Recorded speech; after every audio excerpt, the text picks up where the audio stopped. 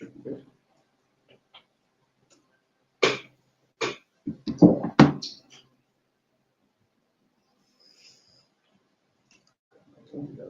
Not no video on the stream again.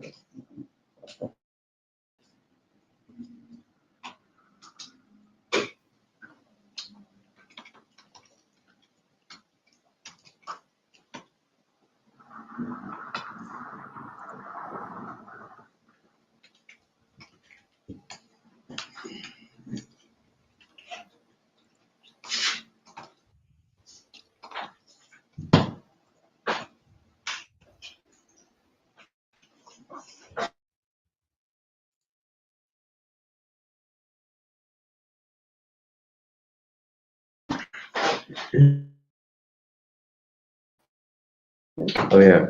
The tech is working. Okay. I believe, assuming people on the can actually hear us. Okay. Yes.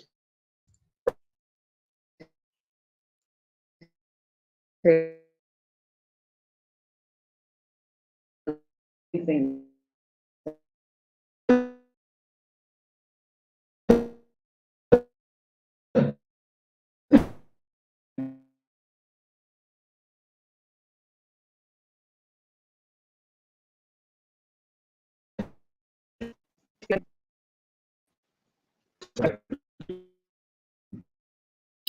I don't know if you can hear me, but you're broken up, or maybe it's whatever way I have JC set up, but I can barely. Oh, they're gone. It's not you. It's Dias. Okay, not to worry.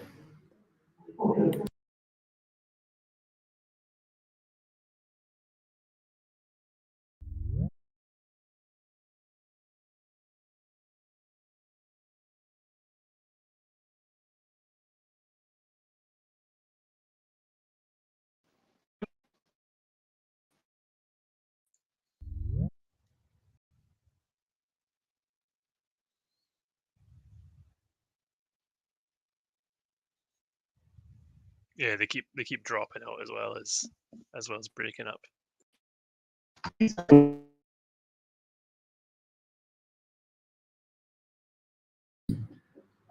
like a meeting with robots, I suppose.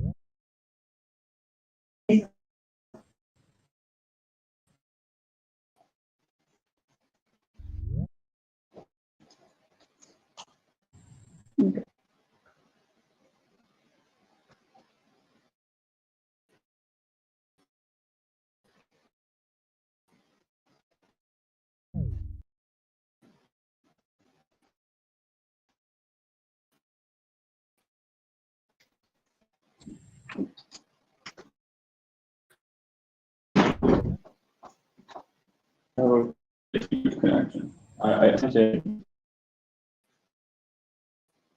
it gets each up. It's a very different network. A secret though. No, it's like secret.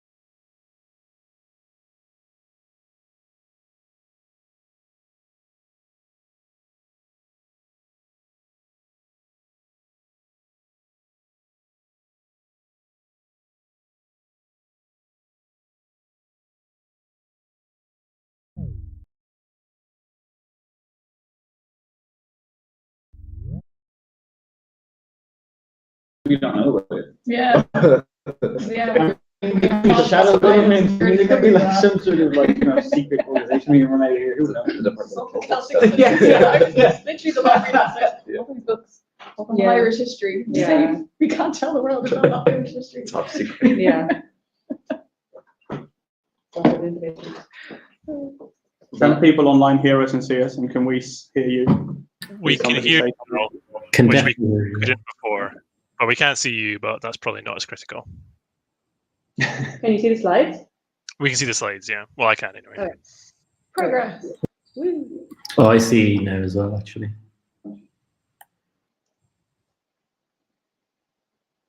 Cool. I guess that maybe just in the interest of time, we'll get started. Because I know Danny also wants to talk a little bit about some stuff. So we changed the schedule for those online if you didn't see before. This was shortened down until 1:45, but we'll see how we get on. So I guess just the first morning, I think we'll just start with kind of talking about kind of the SunPy outreach kind of retrospectively, like what we've done, what we can do. And we kind of touched on a lot of this last week. And I think outreach is maybe we want to kind of talk more about engagement rather than outreach, because it's not just us outreaching, it's like we want feedback or whatever. So maybe a better word to use. So I guess in terms of who we want to engage with, it's not just users, but maybe users is maybe who we would think of straight away. And also this is really informal, anybody jump in if I really miss something here. So I guess users would be researchers, PhD students, even undergrad students, master students, PIs, things like that. We also want to engage with like future developers. So how do we go from a user to somebody that wants to contribute code and then in the future become, a contributor to SunPy and maybe a kind of a significant developer. And this is kind of needed, I guess, for sustainability. We also really want to talk to instrument teams, and this is something that's becoming more prevalent with more instruments coming online, more like CubeSat ideas and things like that. We want to kind of start off early when they're writing software so that it can be written in such a way that kind of folds in nicely with the SunPy ecosystem. And then similarly, we want to talk to data providers, people like the BSO. We want to talk to people like, say, that are running the Solar Orbiter archive, and how that can kind of again fit in within the SunPy ecosystem and be useful for these users and the community in general. And I guess why we want to engage with them is, I mean, this list goes on, but it is a community that SunPy is, and we're trying to grow this community. So it's all well and good to write your software that people use, but you want it to be more than software and it to be a community of a kind of a feedback loop. To make sure we're kind of providing, I guess, the software, or not we, like that the community has the software available and that everyone can contribute to it. We also want the package to be sustainable. So I remember there was a plot in like the first paper that showed the number of contributors, and the number of commits, and it was a really steep parallel. Like you want that to be more distributed, so more people are contributing code, so that it's not like this bus problem that if one person goes, that the thing doesn't fall apart. We also want to engage so that we find out about issues and bugs. I feel like we've all kind of heard stories of people saying that, oh, there's a big issue with SunPy, so I fixed it myself, or it didn't work, so I moved to something else. So we want to make sure that we're engaging with people that have those bugs and that they tell us that they're there. I also want to find out what's needed in the community. I mean, it is biased by what people who contribute code use. So, I mean, maybe that's why there's a lot more remote sensing than in situ data. And I guess work from the instrument teams from the ground up. Et cetera, et cetera. So there's lots of reasons why we want to engage with the community. I don't think we need convincing there. I guess how we've done that so far, I mean, we talked about this a lot yesterday. We have lots of forums, and last year looking back in the notes, we were like, is this too many forums? Like, what is the go-to thing if someone says, who do I contact? What should be our first thing? Should it be the chat? Should it be the mailing list, GitHub, discourse? Maybe we should push the discourse a little bit more. And maybe it's good having lots of different options because there are lots of different ways people might want to contact or issues that they have. I guess we have community meetings, which again are usually just people in this room that are on that call. I've done in the past is doing tutorials at meetings and meetups at kind of workshop or at big conferences like TESS or AGU or something like that. We have Twitter, which is quite active, so people are really good at kind of pushing that. And I think one of the biggest ways I think we do engage with the community, and maybe this is maybe a bias from my own experience, but it really is like personal connections. If you know someone that's working on SunPy or is developed with SunPy or knows how to use SunPy, you're more likely to engage and tell them about feedback or get involved. I mean, that's my own experience of getting involved with SunPy was, actually talking to you, Danny, and people, and then Steve and Jack when I was years and years ago. And it was only just by having a first connection to people in the community that it was kind of easier to get involved. And I guess retrospectively, and I kind of touched on this a minute ago, but like, what have we done? Oh yeah, Do you want people to jump in? please, yes. On that last slide, I just want to know, did you want to open like the discussion on the first bullet on the, about like the different ways of contacting, or did you want to like leave that for a later discussion? And we can talk about it now. Well, I just had a question, which is Yeah. ultimately, does discourse like replace the mailing list? That's still something I'm unclear about. I would say no, but it could end up. It hasn't at this point, but it could. And whether it should or not is something we can discuss. Yeah. Like, we have two mailing lists at the moment. We have SunPy and SunPy Dev. SunPy Dev gets approximately 0 emails per any length of time. So I think we can pretty safely murder that one and replace it with the discourse, which, to be fair, actually isn't the case because any dev stuff happens on GitHub, and people who are interested in dev Yeah, I think probably the dev notifications. chat is like replaced on what happened on the mailing list before. So I think we can probably shutter that one. A discussion about whether we want to shutter the actual main SunPy Google Groups mailing list or not and replace it with discourse is, I don't know. I mean, we should talk about that. I think. What are the different roles that they perform? So you can use discourse like a mailing list. You can configure discourse to send you emails and reply by email. You don't actually have to log into the website after you've set up an account at all. If you want to use discourse like a mailing list, you can. There are even scripts that will migrate Google Groups stuff to discourse, like encourage people to set up a discourse account and stuff. So it's definitely something we could do. My opinion is that we probably need to put a bit more effort into discourse in its current state before we do that, and like get all of us happier moderating it and running it, and then we can have that, like, decide when it's worth doing that, or if it is at all. I think, I don't know, our mailing list is still reasonably active. Like people use it. So, but when we decided to set up discourse, how was its role different? So why did we set it up if we already had a mailing list? What different function is it supposed to fill, or is it just very overlapping? I think a lot of my opinion is that I think discourse is much more modern, and I think a lot of people are likely to be much more comfortable with it than a mailing list these days. Yeah. Especially after Helionauts. I mean, I think people seem to be quite active and happy with that platform, not just because of the technology. There are other reasons too. I think it's now a familiar interface for people.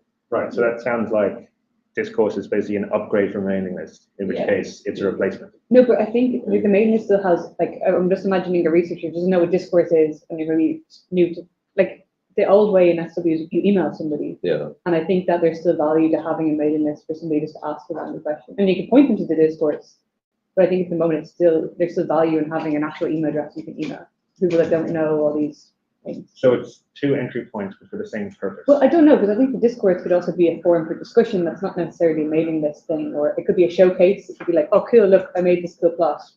Here's a snippet of code. Okay. Right, where you wouldn't maybe mail a whole mailing list, that type of thing. It can be a bit more informal, I guess.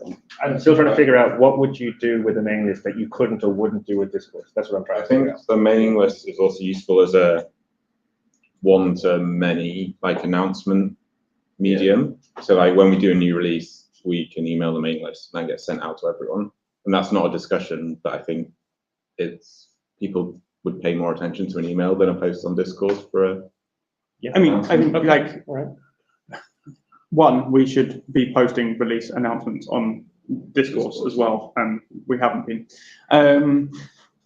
Two, I think you can configure discourse to email you if there's a post in the SunPy announcements channel, for instance. Now, that requires clicks and stuff that people might not necessarily do. So, while in theory discourse can do that, whether practically it actually will fulfill the same role or not, I don't know. Yeah. Is it possible to configure discourse to email the mailing list when someone? So can we like create announcements, lock it down so only us we can post and then automatically email the mailing list.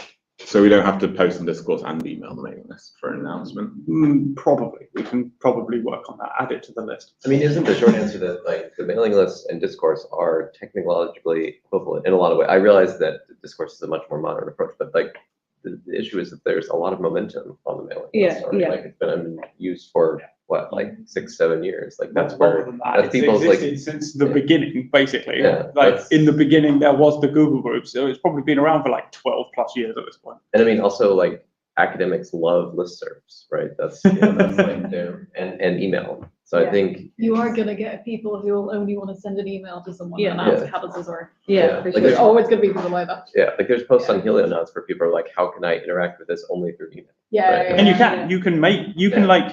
you can configure Discourse, and I think the Open Astronomy one has got this on, whereas if you've got an account, you can start a new thread by emailing an email address. Like Yeah. you can operate Discourse entirely by email. Now, That requires people to set that up themselves, or when like we set it up so that when they sign up, when they like create an account or access our Discourse, then that's standard, and they can turn it off if they want. Because if they have to I work think on the it, trick is you need to know what the email address is you need to email. I don't know. Yeah. So I set up Discourse, but I am far from an expert in how to use it or like what to do with it. So I know that it has these features, but I do not know how easy they are to use and how practical it is to replace the mailing list with them. I'm just saying that like Discourse has the ability to be used entirely by email. Now, then that's all I know basically. Any like questions on how easy that is to do, we're gonna have to do some research on them and figure it out. Like, okay, so it sounds like they're massive overlapping sets. I We wouldn't even prefer say- yeah. Discourse, but for legacy and access and equality reasons, we want to keep. we have 403 people on the SunPy mailing list, Yeah. so Yeah, I would argue like they are overlapping, but I think there's more stuff maybe that will end up like Discourse can grow bigger than a mailing list. If Sure. that makes sense. But yeah, I think we'll talk about that James. Like, what can we do now? And maybe this is a good discussion for that. I think that probably sufficiently answers my question. Yeah, awesome. Okay. And then the second one was the last one on the personal connections. Is the implication here that we should be doing a better job at making sure that there are multiple SunPy people at as many possible? Okay, right. Exactly. Yeah. Right, yeah. So I guess I'll run through this so that we can open this discussion. So like I guess what have we done so far? And I've done here like the orange kind of text is maybe issues that what we've done or things we can improve. So you know, at many conferences over the last number of years, we've done kind of like a SunPy tutorial on whether this is like introduction to SunPy. You know, what is SunPy? Data containers, data download, coordinates. What can you do? So the issues, I guess, is that like it's not that we're at every conference and it's somewhat ad hoc. It can be a last minute thing. Oh God, I'm also going to this conference. Maybe we should do a SunPy thing, and then it's in the evening, and we're not directly, you know, haven't planned it straight ahead. And that's something I think we can definitely build on in the future and kind of grow with momentum. And I think what we've done in the past again and again is working directly with people. As what I said a minute ago, it's either, you know, if you're in a lab that all uses SunPy and you're sitting in an office, you're more likely to all use it. And this is issues with, again, accessibility. Like if you don't have someone in your group using SunPy, or you're not, I don't know, you're working in a different country where nobody is a SunPy developer, it might be kind of hard. So this is maybe an issue, and how can we kind of use the fact that it works well working with people, and how can we grow that? And that's really with visibility, I think. Again, we have all these kind of forums to talk to people, and we talked about yesterday, like why aren't people still engaging with this? Is this again a visibility issue? Is this something that we need to put forefront on the website, like go and ask on the mailing list? And I think something we did this year, which was at the test meeting, where it wasn't just a SunPy tutorial again, it was like a community showcasing forum.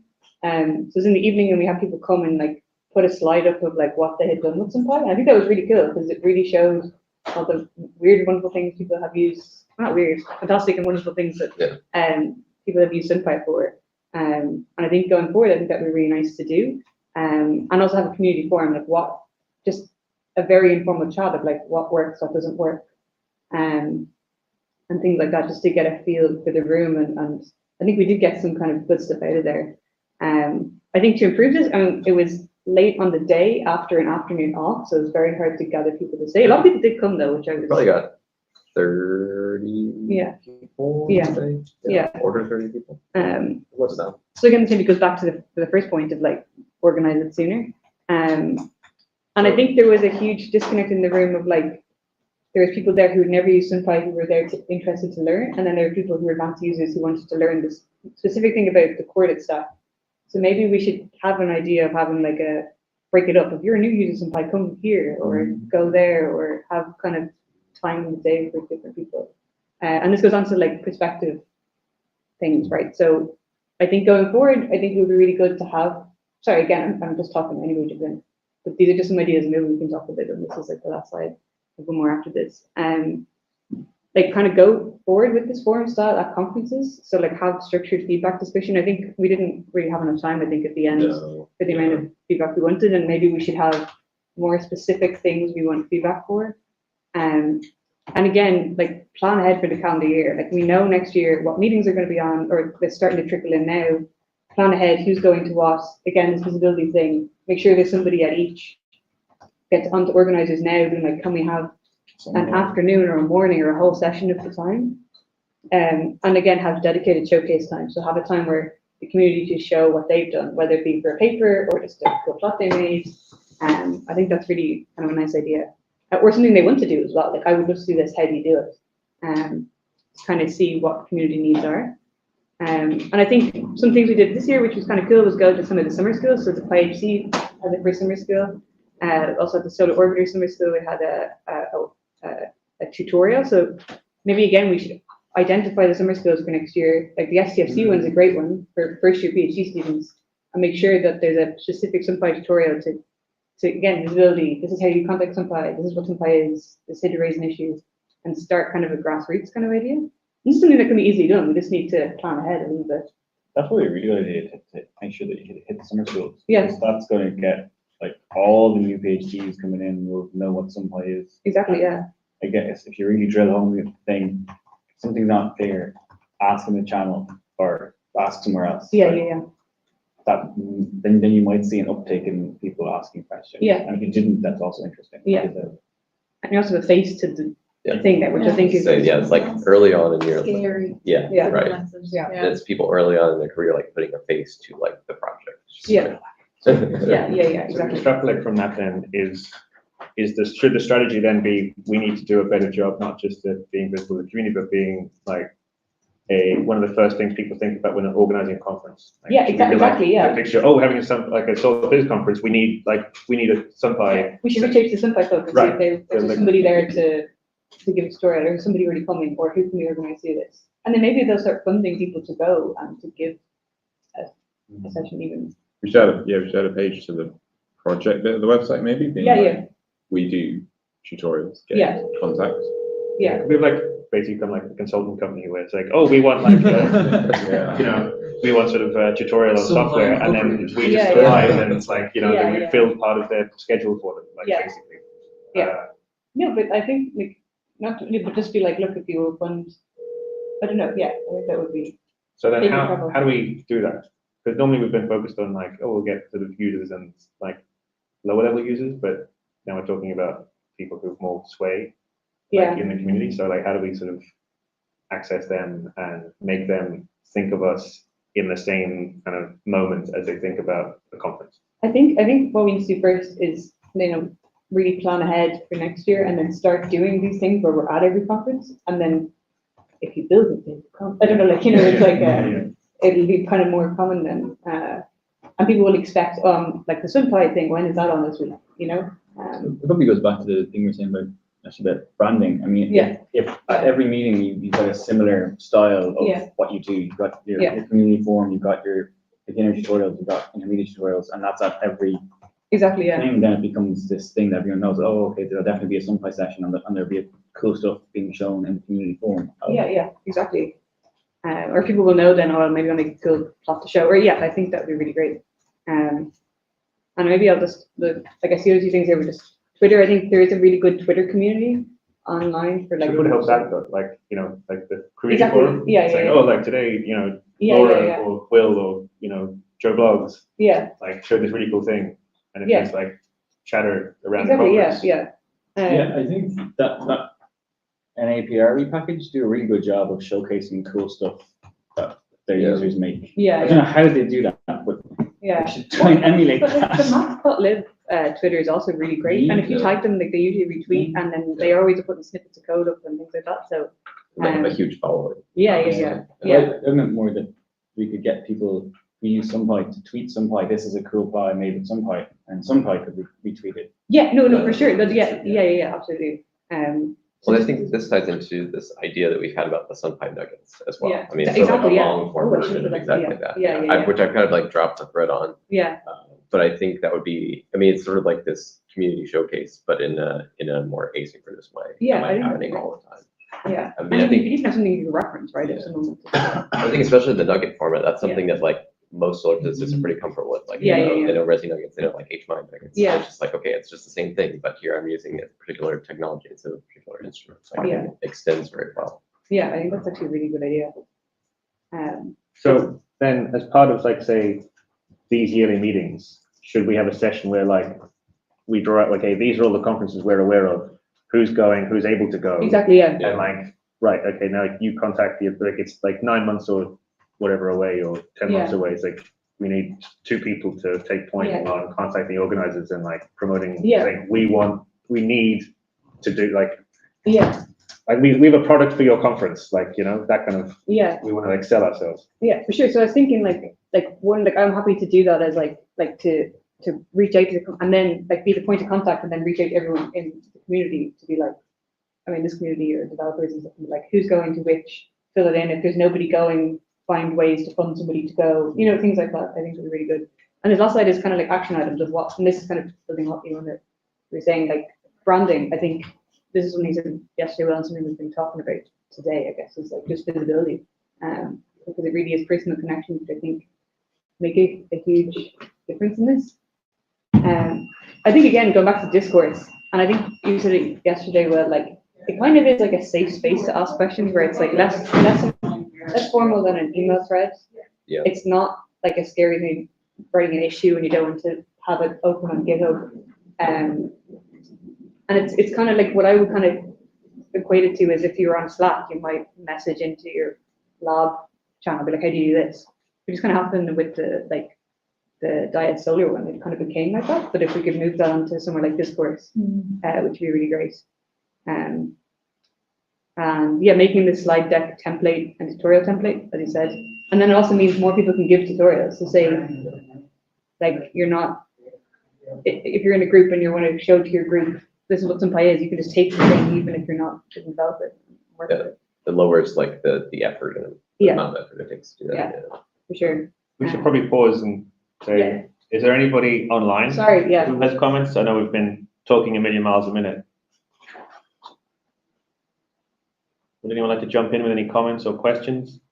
If you can still hear us? Yeah, I'll say that just about the conferences, something that would be, it's very obvious to everyone, I assume, but I'll just say it just in case it isn't, is that instrument specific conferences. This is something I've seen before at them, but data analysis of this instrument with SunPy. Yeah. Like at the Solar Orbiter conference, you have someone go and say, okay, this is how you analyze Solar Orbiter data. Yeah. Right. So you want to tailor it to the audience. Yeah, absolutely. Yeah, that's a really good point, actually. Sorry, go ahead. No.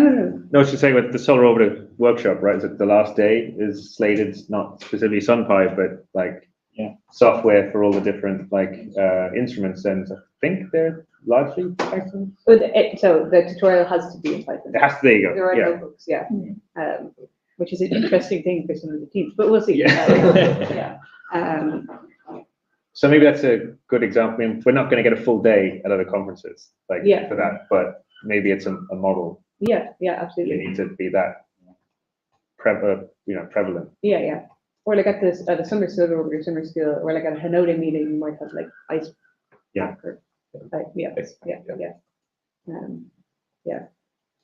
does anybody have any other ideas? Like these are also biased by like what we've done or just random thoughts. I do think that the comment you made yesterday, and it's one of the points of it, like really all throughout the documentation, just keep having links to whether it's Discourse or the Riot channel, just like plaster them everywhere so that it's not just in one place, might help, and it's a very low effort thing for the team. You put a link in one thing, just leave it there. You don't have to do anything, just to see if that helps, maybe. Yeah, even on the landing page, have like just underneath, like contact us. And I do think that if you go to the Open Astronomy, or if you follow the link from the docs to get the Open Astronomy page, maybe just change that link so it goes to the SunPy section, just so that it's clear that, because at the moment I think there is a bit of, you click on click on the link, you go to Open Astronomy, and it's like, what's Open Astronomy? I want to get SunPy stuff. So if we just add the /SunPy, it might be a bit clearer, sort of SunPy things are. I don't know. I mean, it's probably really clear, but I'd say it isn't, not for everybody. It's also, this is what we were trying to say yesterday, like to ask a question, you have to go back to the original page. Yeah. But it'd be nicer if we could just do it all on the SunPy page and have that link, which makes sense. Yeah, I think it would, because then it'd be more clear that you're asking SunPy, you're not asking a question to this whole Open Astronomy thing that might be more intimidating because you're like, I don't know what that is. Yeah, exactly. I suspect this idea should be shot down at least on technical grounds, but like, I just, you know how like you go on various like, websites for services, like, and there's like a chat bot like thing. Oh, like, if SunPy like just had things, just type in a question, like, into like, like sort of chat assistants, and effectively goes as links to like the Element channel, so you can do it through the do it through the SunPy website if you. I have no idea how to do that technically, but I'd imagine from a user's point of view that would be dead handy. Yeah. Anyway. That would be good. Did we say, can you do that too? Can you? There are ways of embedding matrix chat into websites. Yeah, maybe that's a good idea. I was thinking of having some kind of It's like waiting. You're all just sitting waiting for someone to assist them. Yeah. To make it clear that you won't get a reply straight away. Yeah, exactly. I think it might be better to like set expectations where you like.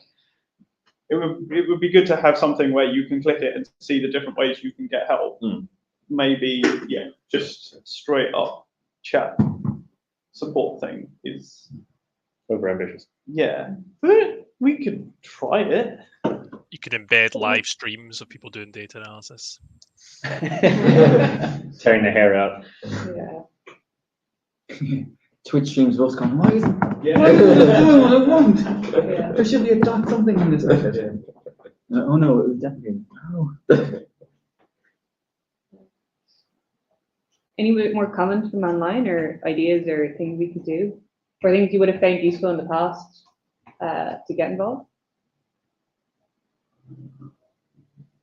I feel like the Get Help page here on the SunPy website is it's a bunch of text, and it's not visually like automatically, I don't know what chat is and what forum, where the forum is. And so I think just removing all the inertia, like the resistance that any kind of problem that you have to go from one site to another site, make it as transparent as possible. Because once you have the community like aware that you have all these tools available and you're doing all these things in the summer schools, they need a way to like asynchronously then or offline go from that knowledge they just gained to how to actually continue. You have to just take what they learned and go away and don't come back. That's a good point. When you say transparent, do you mean like the users, it's just easy that they don't need to know or care that they're switching between tools, or you mean it should be very clear when you're switching to what you're doing? Well, right now, if I go to this website, the help website, there's text here, and I don't know where the chat is. I'd have to read through this paragraph. There's not like just a chat icon that I can click on and automatically go. Yeah. So it just makes it a little bit harder, and that little bit harder, I think, is what pushes some people away. Yeah, because if you go get help and you see a load of text, you're not going to be like, oh, I don't. I'm not going to read that. Yeah. I mean, it's not a lot of text. But Yeah. It's enough that if you're frustrated on a problem already, you probably don't want to see another wall of text. Yeah.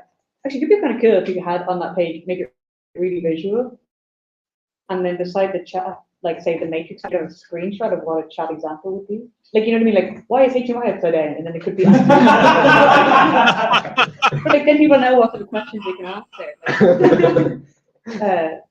And I think I have. Oh yeah, this is a slide that's been floating around for ages. But like, Actually, I think sorry. having, to you know, interrupt. when you go, oh yeah, Just one last ahead. thing before we moved on. I'm sure this has been discussed in the past, but what about the SunPy GitHub landing page being a GitHub Pages, so that you can make things up? So the GitHub Pages, like the GitHub IO, the SunPy, you know, github.com/SunPy could be a GitHub Pages. Because when you Google SunPy, the SunPy GitHub's one of the early, like one of the top search engine results. But when you click on the GitHub, it's a little bit like, you know, GitHub is an intimidating website. Let's be honest. Whereas the GitHub IO pages is like just a web page would be the opening page of your repo. No, I'm not sure I follow. Can you not? So if you make a GitHub IO, Yeah. then would that not eventually just become one of the top results for SunPy GitHub search results? And then when you click on that, you've now got a web page instead of the code repo as your landing. I don't think so. Okay. I mean, the only thing that would really would be the domain name. Like it would still be our website. We still have that. Maybe you could just make the README a bit more. Yeah. Well, there's work to be done on the README for the landing page for the organization. Well, the README is also below like the code directory. No, there's a README project README. Project README. No, but I think their point is that when you Google something, you get caught. You get the auth page. Is that true? I don't know. I don't know. I think you get Every single I'm on DuckDuckGo and I get the SunPy.org. Yeah, I guess I'm at all as well. I get SunPy. Fairness, like Google's going to tailor to which one you like go to more. I've only good at search. Yeah, it's not consistent. The org website, documentation, PyPI, and then core. And then some PyData thing, and then the org page on GitHub. What is that? Is that Google?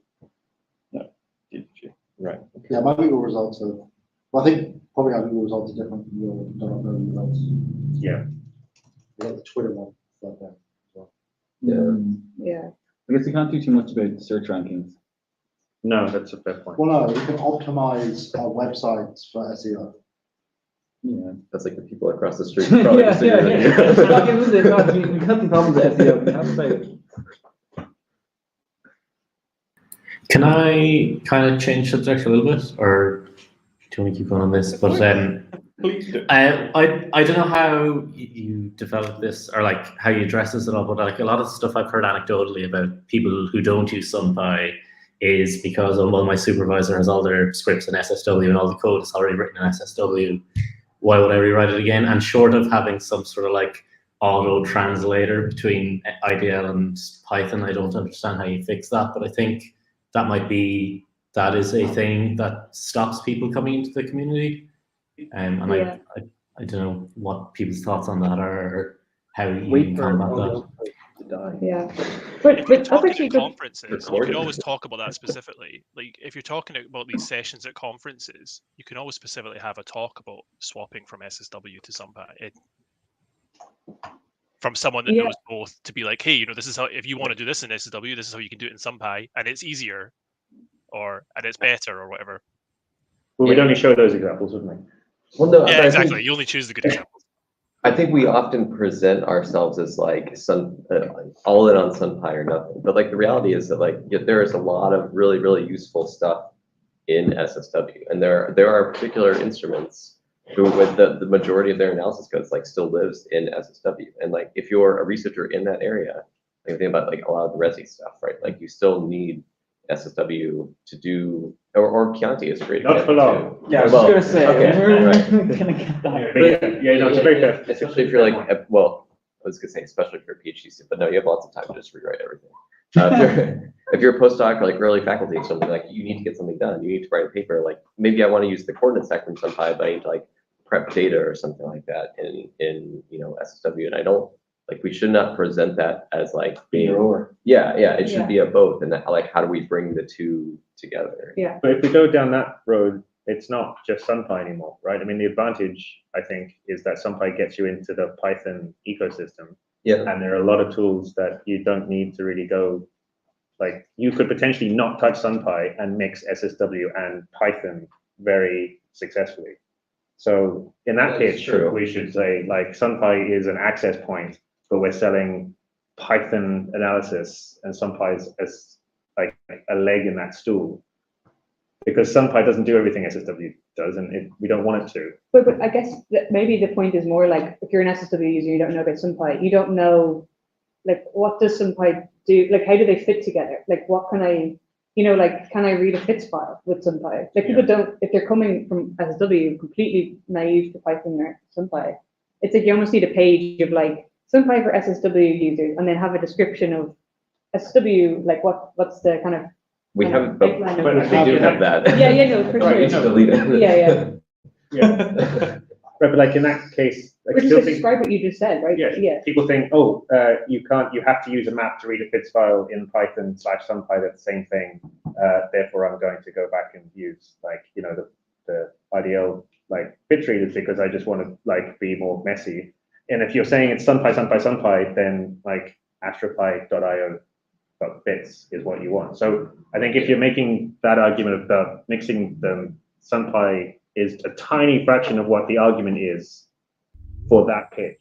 I think I'm making Tiny. a much less technological argument than that. It's more just like a cultural one. Like to make use of the ecosystem, you don't have to like buy into it completely. Like it's not like a one day. It's like, oh, I've chucked SSW in the trash and I can only use Python now. But I'm not convinced that like that understanding of the ecosystem is. I still think there are a lot of people who think SSW equals SunPy, and if it can't be done in SunPy and it can be done in SSW, then it can't be done in Python. Then I should be using IDL.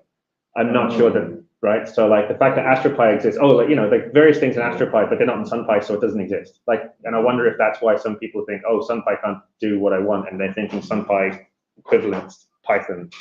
But you have that nice diagram of the scientific stack where you've got like, NumPy down at the bottom, matplotlib, and all this stuff, and maybe you just need to do a better job of explaining that there's a stack of software, and if it's not solved in this one, you can probably go. Yeah, I'm not saying we haven't made an effort. I'm thinking if you're going to go that way, I think we have to not be careful. We have to be clear on what our pitch is. Yeah. And in that case, SunPy is an access point to an ecosystem, and I don't think everybody is aware of that. It's It's like saying it can't be done in Gen, then you can't do it. So like no RSW stuff can be done in SSW, no RSW stuff is not in Gen. Like that's kind of the equivalent confusion, Okay. Like, but you could have a tab and be like literally just like SunPy for SSW and have the description of like this is what SunPy is and this is how it's different from SSW.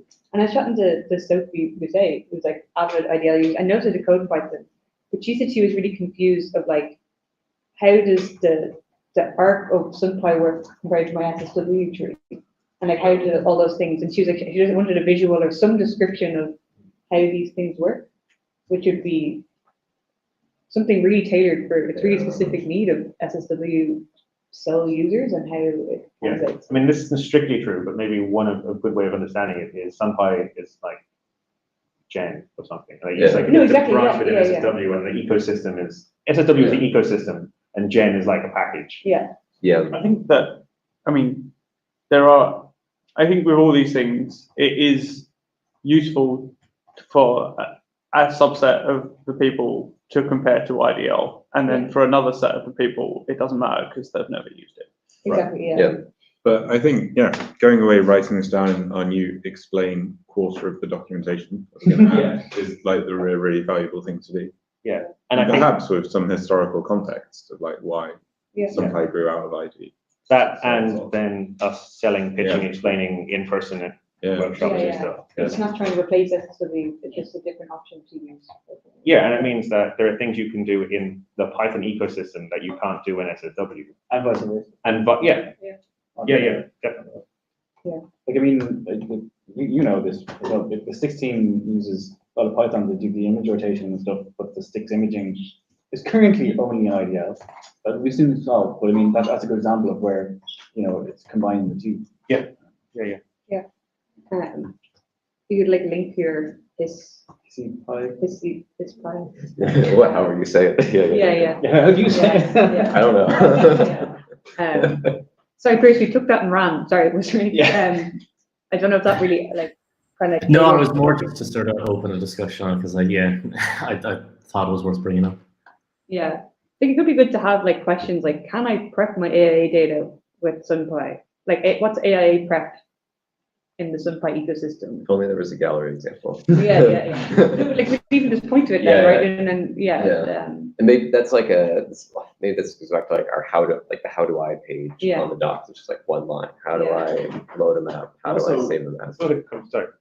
Maybe if by going to these summer schools, we start off early, then the supervisor might say, yeah, you can do this in Blab, but the student might be aware of Python and SunPy and might come and ask a question, be like, can I do this? And we could say, actually, no, at the moment you can't. You need to use IGL. Or yes, you can, and here's how you do it. Yeah. So maybe interacting early in these summer schools, we can interject in that PhD supervisor student discussion and just let them know that there is another option, or it might be another option. Yeah.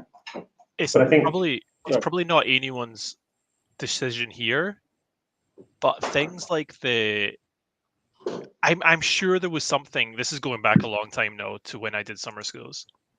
I'm sure there must have been something to do with SunPy, but I'm not actually, it almost feels like there should be, right? Like there should be a dedicated 1 hour, you got an hour on this, an hour on that, an hour on, there should be an hour on SunPy.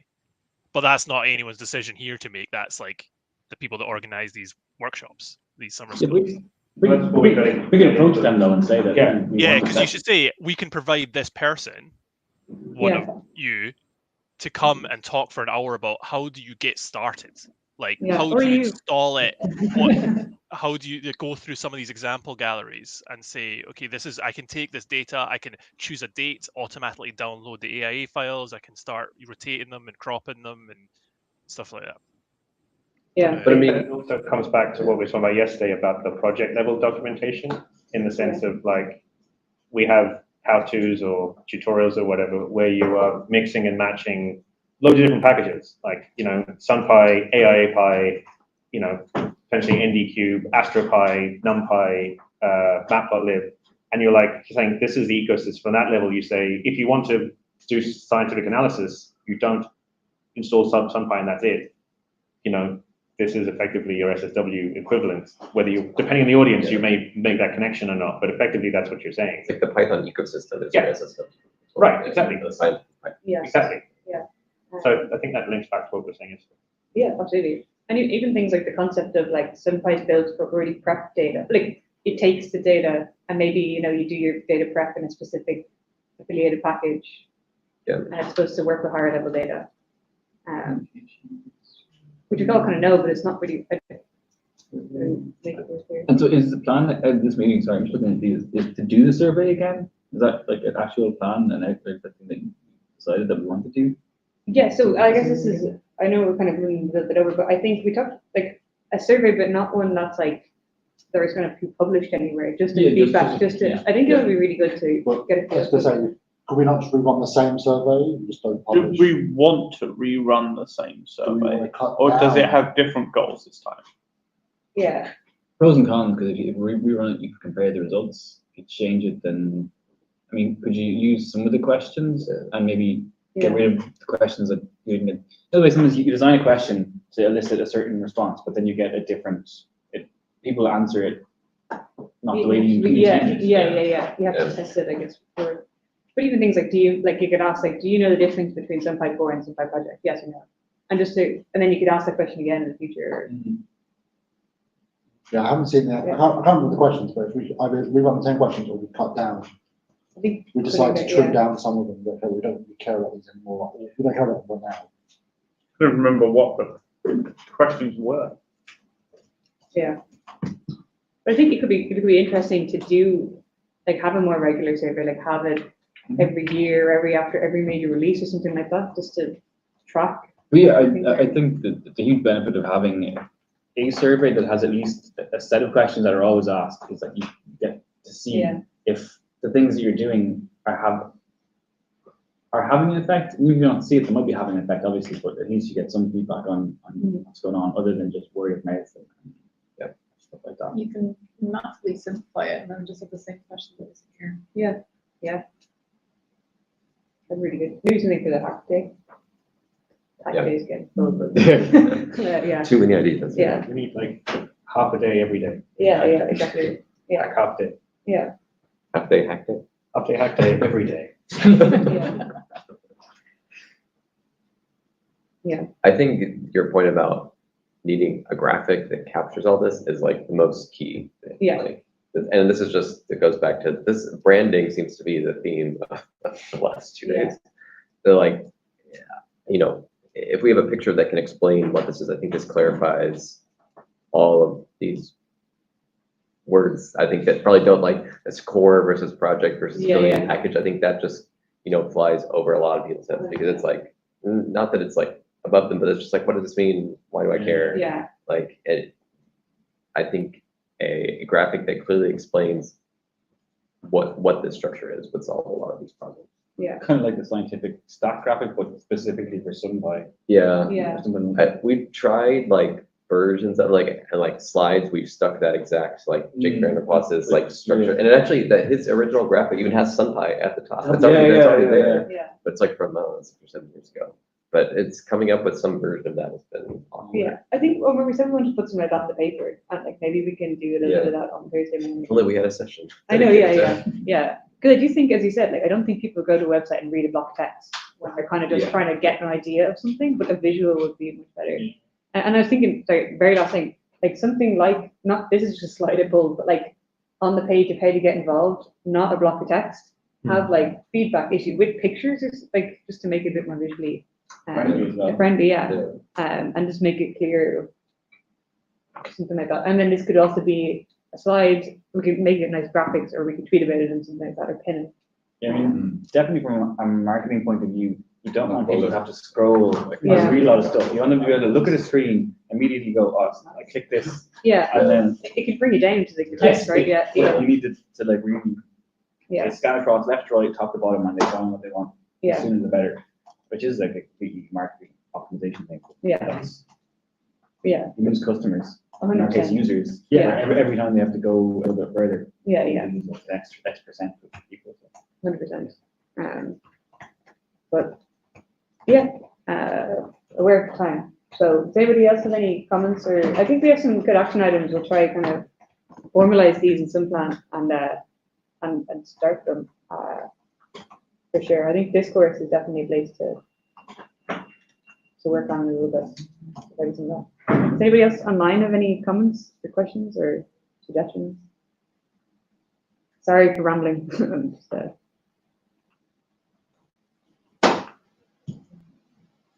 The one thing I wanted to bring up is that next year at SPD, they are doing I think it's a whole day, or maybe it's a half day, and it's like a software workshop. And the way it's been explained to me is that they're essentially asking for pitches from different groups, or who would get the money to like run this software workshop. And I think, in the spirit of planning ahead for the next year, I think we need a coherent pitch for what we would do at that workshop. That's not just plot a map, save a map, do a sub map, yada, yada, yada. Like it needs to be more about like I don't know, like sort of a mini, like how to be a contributor to SunPy workshop. But I think that would be a great thing to come out of this, would be a skeleton for a pitch for that next year.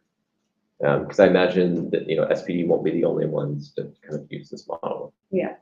And can also serve as like a starting point for like part of a summer school, a day at another summer school, or maybe a SunPy summer school. Yeah. SunPy summer school. Yeah, that sounds great. Yeah. Yeah. That's another thing we could do is like, I think we did talk about this like a long time ago, like have a 2-day online SunPy summer school.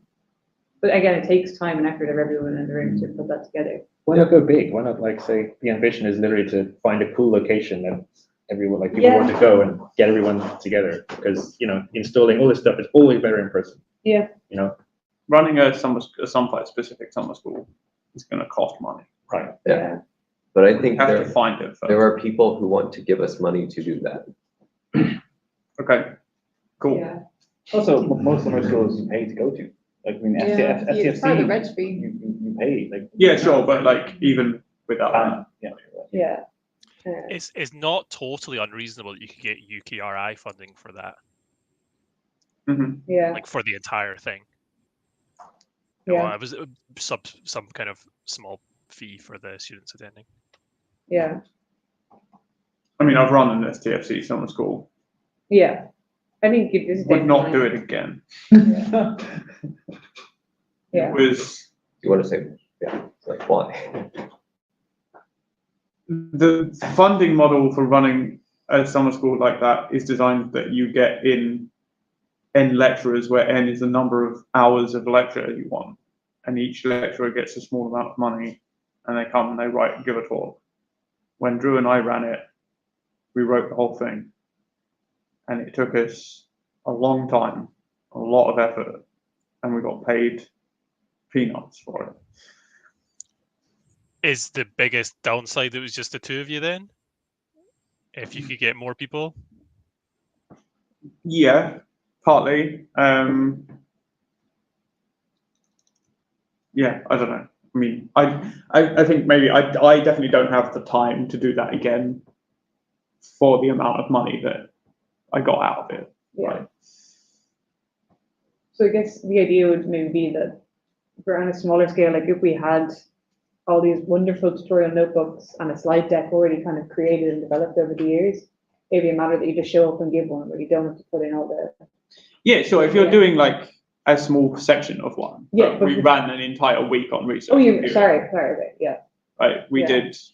This was also way larger. The scope was way larger than just SunPy or even Python. Yeah, we did 2 days software carpentry, Git, GitHub, SunPy, AstroPy. Oh, geez, okay, yeah. I mean, we should not like just say, oh no, it's easier for us because we just want to do SunPy. I think if we're doing something like that, the value is to go back to what I was saying before and saying you're a solar physics researcher, learn how to do your analysis in Python. SunPy is a key leg in that stool. But if we want people to go away and say, oh, I can do anything I want now, or like within reason, we're going to have to talk about AstroPy. We're going to have to talk about, NumPy, Matplotlib, maybe other visualization, Seaborn or something like that's going to be the value of having people together for multiple days. And you kind of have to cover some Python too. Like a lot of people starting their postgrad stuff in the UK now probably have Python undergrad, but you still need to cover some of it. Yeah. I mean, if you're brainstorming these ideas and you're not going to immediately limit yourself by logistics or costs, then one of the things I think you'd have streams, right? You'd have like in various other summer schools have been like beginner, intermediate, advanced. When it comes to science, why not have something like that? Again, assuming we have enough people, enough money, but just brainstorming, that would be a good way to go, right? Yeah. It's kind of tricky to do that without ending up running in complete programming summer schools, because like you can't bring them together at the end, right? Like if they all start in different places, they all finish in different places, right? Sure. Like this. I think that's okay. I mean, there'll be common things like, again, that's a great opportunity we're talking about in the documentation about why and what's the role of SunPy and in the ecosystem and why things are the way are in philosophy.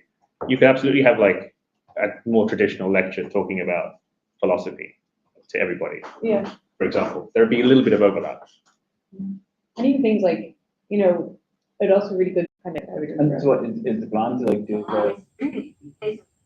a Google Sheets with like a list of summer schools and conferences, and then just say, does anyone go in and just join? Yeah. So I'll put that together, and then I'll share it so that we can all add to it. Or again, if you see a cool conference or something, like we should talk about it and be like, this could be cool. But yeah, or funding opportunities as well. To be honest, I think that's your best bet. Yeah. If you start with the smaller, like kind of tagging it onto the meetings, then you build up a template, you build up your things you want to say, and then you already almost have it built over time. The bigger thing that anyone can then deliver. Yeah. Because it is hard to just make it from scratch. I mean, I would say we Yeah. almost already have that. I mean, Yeah. we've been running, these Yeah, exactly. hour-long things at conferences for, I don't know, years. We have a whole repo of them. Yeah. They're a bit stale, but I think we need to like pick through Exactly, this. if you pick through it. Yeah. And even like slides, there are lots of Google Sheets of slides everywhere that could be put together in more fun way. Yeah. We need templates. Templates. Exactly, I think that's your first step. Yeah.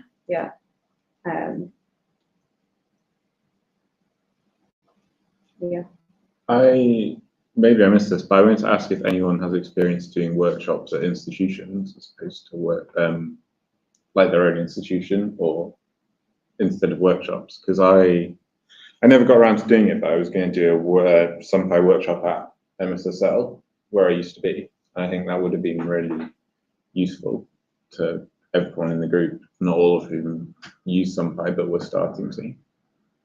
I think that's great if you can do it, and everyone knows their own institution and their own people. Yeah. And that's like I did one at ROB, very informal, basically.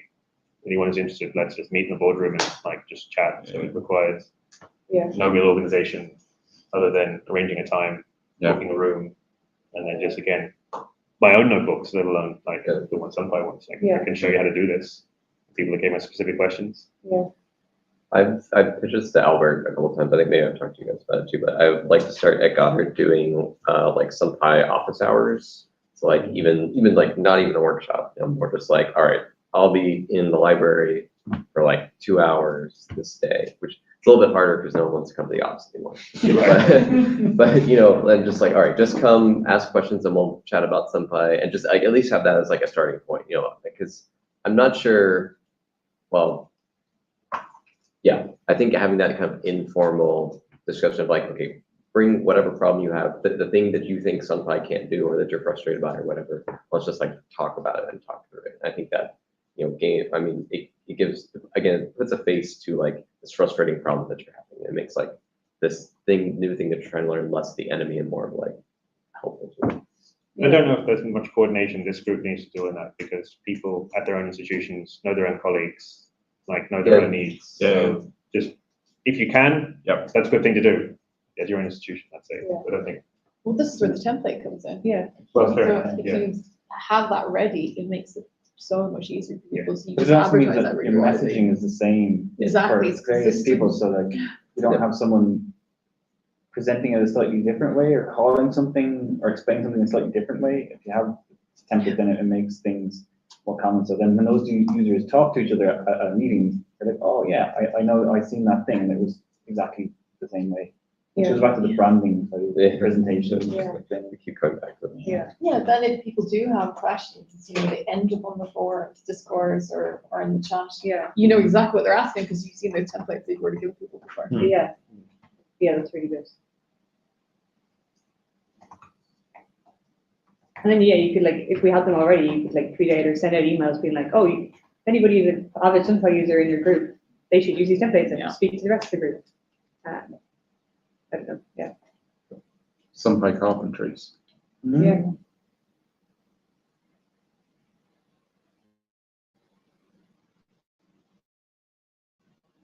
Anything else? No, that's it. Sorry, I know we've gone way over time. I'm not surprised. Yeah. Well, if there aren't any other topics people online or in here want to make, maybe we should spend a little time talking about metadata. If you want. I do actually. We do have a coffee break scheduled in 15 minutes. So on the schedule, we had the outreach community stuff this morning. After the coffee break, we were going to do the communication channel review. I think we basically just did that. So I don't know. I mean, the only thing we haven't talked about is what element channels we have if we want it. But I don't know if that would take more time. I suggest we do that in a hack. We were talking about improving the onboarding onto. Well, I'm talking about should we just delete half the work? I don't know. Let's do improving element as a hack on Friday, because I think there's a bunch of stuff we can do there. We could probably get rid of a few, but yeah. Well, what we could do is we could talk about that now, 15 minutes, and then you could have the whole next section after coffee break. Because that kind of leads in nicely. Nice break. Yeah. Okay. Yeah. All right. Yeah, that sounds good. Is that okay? Absolutely. That's perfect. Yeah.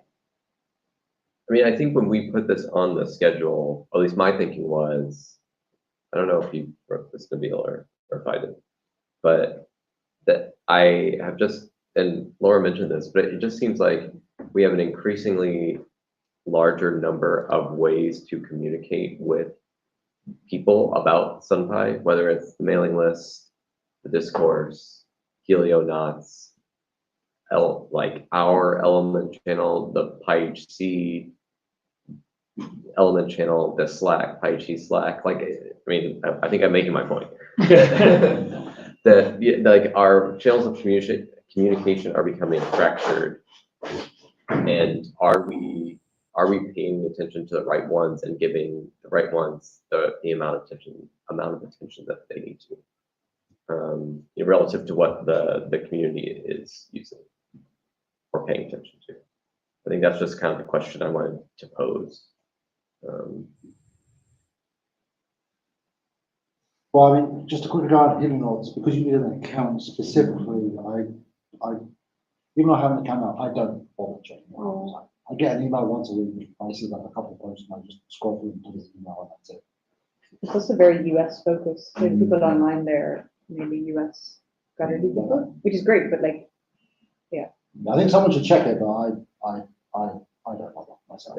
I mean, I have issues with, I think, as we all do, the way it's, the kind of closed nature of it. And I realize that there are reasons, quote unquote, but there are reasons, none of them good. There are NASA reasons. So I would, someone should look at it, someone should monitor it, but I would not consider Helionauts as a method of communication with. Well, okay, but whether like it or not, and I guess the US point is, the US centric point is fair. But I mean, for the US solar physics community, like they have been very successful at convincing people to like, go all in on this one communication platform. There's a lot of momentum there.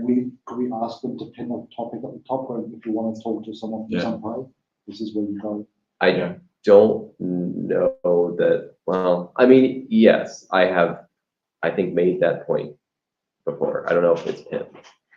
But at the same time, if that is a platform that has growing momentum in the community, who are we to say, screw your platform, this is where we communicate? Like, I don't think that's the right, I don't think that's what we should be doing. I think there is a place to push back and say, if you want support with SunPy, this is where we give it, and we give it here because it's publicly accessible and searchable. And so we don't and there are good reasons for that. One of which is not duplicating our efforts. So if someone has the same issue, that will come up on a Google search. And I think we should, I appreciate Helionauts has momentum, but beyond directing people from Helionauts to public forum. Yeah, I'm not. As an open project. I'm not saying we ignore Helionauts, and people on Helionauts who know SunPy should respond to questions on there, but I don't think we should pick it, make it an actual SunPy channel, or have any promise of support on there beyond some people who develop SunPy are members of the Helionauts community. Because, I think the last thing you said, I think, is a good one. That we are still, those communities are still overlapping. That doesn't mean that we have to adopt it as a communication channel. That's not what I'm saying. But what I am saying is that I don't think we should just, if someone asks a SunPy question, we don't just jump in there and be like, oh, if you want help, go to this. Go, I'm not going to bother to answer your question. And one of us sees it, we should answer the question there and not tell them to go somewhere else. I would disagree with that. But I don't think if someone asks for help, I think it depends on the question to some extent. If it's, how do I make a map then? Whereas if it's something that's, if it was a development question, you probably wouldn't. Or big and complicated, Sure. Yeah. There's a scope issue here too. I don't know. I mean, I don't know how I became the Helionauts evangelist in this room. That's not the role I'm certainly trying to play, but It should be, because we need that voice and that perspective. I just don't. We don't ignore it. We help. I think if someone sees questions, we should help them. But I mean, I think like, I agree with all of your points. I just think we should be careful about the way that we phrase that. Because again, I think there is like this idea within the larger social physics community that this group has like an otherness to it. And I don't necessarily think that's earned.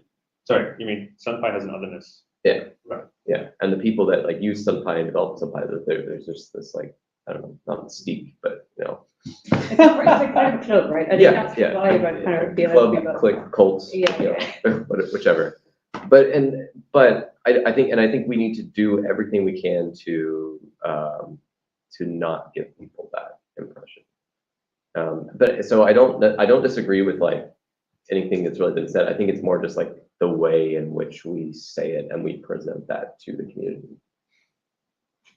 But yeah, I think it's fair. Like it's just, I think we should definitely answer the question that Helion asks. And if it's a more specific question, we could ask, do you mind if we post this question on our own Discourse and link it? Or something like that? But also answer the question, but I just mean like this. I think, to me, the big difference is there should be no expectation of SunPy support on here, because it's not a SunPy. I don't think there really is, right? Because it's supposed to be a community. No. It's like a will answers the question rather than SunPy. Yeah, I'm not saying there is, but I'm saying that there also like shouldn't be, right? If you want to talk to the SunPy community, and this goes for data providers, like we've had this conversation in the last year with various data providers. If you want to talk to the SunPy community, you have to come to us, right? You can't just email some one person or whatever, right? Yeah. Like, because as a project, we are this kind of weird, disparate conglomerate of people, right? People come and people go depending on, you know, life, but the project continues, as it were. And like, if you start talking to a person and that person disappears, it's not a way to talk to the community, right? The community has communication channels that we've put a lot of effort into over many years, and only those communication channels are actual ways that you can talk to. You get as close as possible to talking to SunPy, right? Because SunPy only exists in those communication channels, right? There isn't SunPy outside of the GitHub page and the chat and whatever else, the mailing list, right? If people who join that mailing list become part of SunPy, and SunPy is the mailing list to a greater or lesser extent, right? Like it's defined by the communication platforms we use because we're such a nebulous community. I mean, like practically, I get what you're saying, but you know, someone's on here who wants to answer a question. If they don't. I mean, and we have our Discord. I mean, I just think practically, like, is there something that you think should be changed, or not? No, and I'm not like saying we should all be, you know, this. Well, I don't know. I don't think we should view it as an obligation to pay attention to Helionauts, but I think we should realize that it has become very quickly a valuable communication tool within the community. And I think until yesterday, I hadn't really thought of it this way. Again, that there is, you know, there are problems with it certainly, but I think it has become like a really informal space to ask questions for people all the way from like undergraduate students to like really senior people. And I think that, you know, and that kind of like vulnerability that's displayed on that platform is extremely valuable and is not duplicated in any other. But well, I think that does happen in our chat room, but I'm not sure like everyone feels they have access. I think that's the point. So people who are registered should set up notifications on here, you know, for SunPy, or just get a weekly summary. And then if you see a SunPy mention, look at it, answer it, carry on as if. Yeah, redirect if necessary. Yeah. What I'm hearing is you're saying that we should make a greater non-obligatory effort to be involved with Helionauts. And I think, yes. Well, Sure. I'm just not sure what effort beyond monitoring it on occasion, seeing if there's a Python or a SunPy thing, and then jumping. But maybe we're not doing. Maybe it would be better for the community and for us if we did that a bit more. Is that what we're saying? Is that what Will was saying? Well, I already set up emails. I don't Yeah. know But I haven't, like, for example. I mean, and yeah, I've answered several questions out there. I think Stuart has and Laura has and others. I don't know. I'm not trying to, especially, I realize that, I'm one of the few people that's also being paid to do this, and I'm at, a very large US-centric institution, and the one that created this platform. Yeah. So I have, probably a really implicit bias when I'm talking about this. So I don't want to make it seem like I'm telling people to pay attention to this platform that's, essentially tailor-made for me, the person who's being paid to do SunPy, right? I'm, fully willing to like take on that responsibility of like paying attention to Helios. I think we should just be careful not to disparage a platform that is now central to the community, whether we agree with parts of it or not. I wonder if there's not an avenue. I wonder if we need to like actually advertise our discourse a bit more. We definitely do. Yeah. Because I guess I get the impression that Helios kind of appeared to fill a vacuum, which was people wanted that platform, and SunPy didn't have a similar platform until we were on Discourse. Yeah. I think doing a bit more advertising of like, these are the SunPy, you'll get better help. I mean, you could have a bot and like that when you ask a SunPy question, it can come up and be like, "Oh, did you know there's also a SunPy discourse, a chat and blah?" But like we still answer, but it could be like a good advertising to. Yeah. Like there's a SunPy tag, and there's not that many. There's been like 5 questions. I think, Yeah, it's not that busy. Yeah. My only other Sorry, but is there a Python tag? Yeah. I believe so. Yeah. And is that They're not all. Yeah, there are some SunPy questions I think have not been. Yeah. Sorry, Stuart, I didn't mean. My only other concern with Helios long term is that we set an expectation where people go there and ask questions when they shouldn't.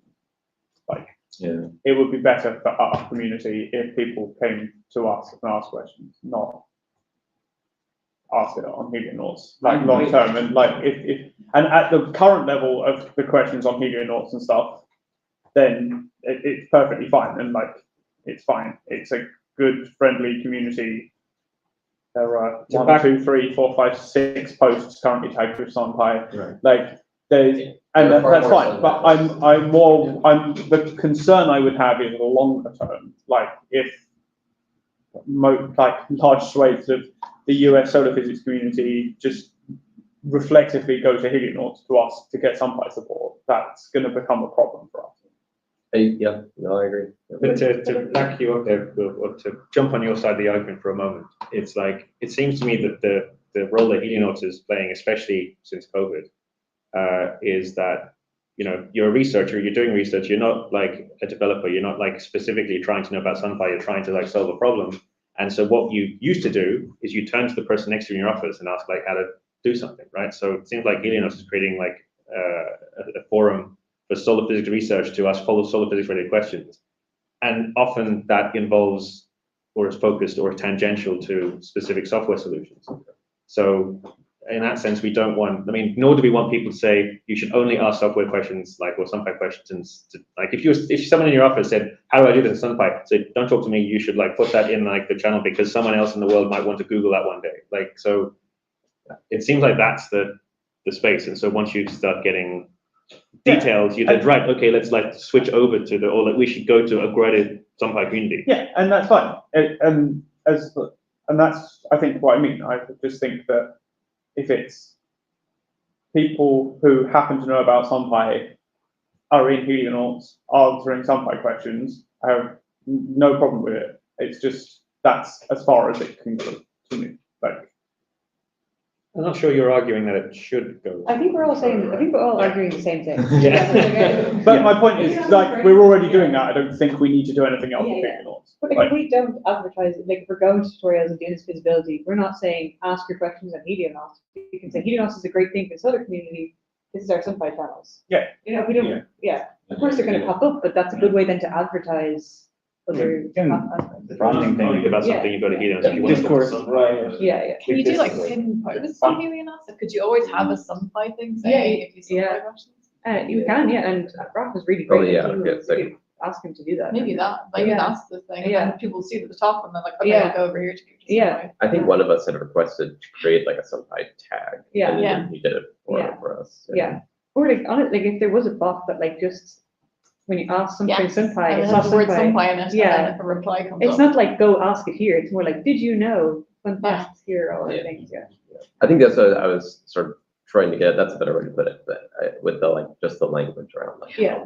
Make it Yeah. friendly. Yeah, Yeah. right. Yeah, exactly. Yeah. Yeah, because it'd be crazy not to have a SunPy association on this, right? Because it's supposed to be a. Yeah. Yeah, that's a good point. Yeah. It'd be insane not to. Yeah, like, yeah, You know, get on the bandwagon. exactly. Yeah, yeah. Right. Yeah. It's a good way to advertise too and reach other people. So we Right. should leverage it. What about Slack though? I mean, it's not like Yeah. Does NASA allow Slack anymore? Or is that gone? Probably. I think they run like their own like I don't have an answer for that. Yeah. Especially since we're being recorded. Okay. I don't know if we like identified any element channels that we wanted to delete. Yeah, I was just gonna say, should we move on from discourse or Yeah. from? Sorry, this just Yeah, turned into a discourse Helios to, like, session there. Yeah. I don't know, yeah, is there anything that needs to be done on discourse? Is there anything that should be done on Twitter? Definitely. There's definitely things that need to be on discourse. I don't feel like I'm the right person to say what they are at this point. Like, I'm open to suggestions of how we reorganize discourse and make it more flexible. We can sit down and do that at some point this week. Now, if you really want. Like, it's like copy. Yeah, I was going to say, now if you really want, but on the other hand, caffeine. Yeah. I think it's up to the element channel. I just want to talk about if whether or not, I think off top, I would think off top should be deleted, but that's probably never going to be deleted. I don't know what other rooms, because I don't see half of them half the time. Yeah. If you go to the space and see the list, you should like right click on the space on the left hand side and click space home, and you should see a full list of all the channels. So SunPy Spectra, I think. I don't know about each one. Oh, no, you are. SunPy Spectra. That's I the think. space on the left hand side. This one? Yeah. Oh, it's not very spectral. Right click on. I didn't even know it was in this. Oh, no, that's meant. I think the English working group, the plans to bring it back, so I don't think mean it that should be deleted. What? Sorry, No, about that's the The room. instrument working group, Yeah, please. we have two archive rooms for the paper and announce. I don't know how archiving, does archiving just mean the title, you just archived it? And set it to read only. Okay, gotcha. And you keep as far as the development. Wait, how do you see the? If you're a part of the space, right click on the space and click space home, and you see a full Okay, I list. think, yeah, I think actually looking at this, I think what I want is SunPy Spectra to be deleted. Yeah. Does somebody mind sharing a screen? I can't really follow what's going on. Oh, sorry, Oh, yeah, Um, I can do that. I'll do it. sorry about it. Sorry, So, Chris. Well, because DRMS, maybe is it time to remove DRMS? I don't think I have admin in that room, so I don't think I can do anything about it. Could you just remove it from the SunPy space? I could do, but it won't go away. Because I just feel like if people have DRMS questions, they should probably ask in the SunPy main room, a dedicated. Those poor people that have TRMS.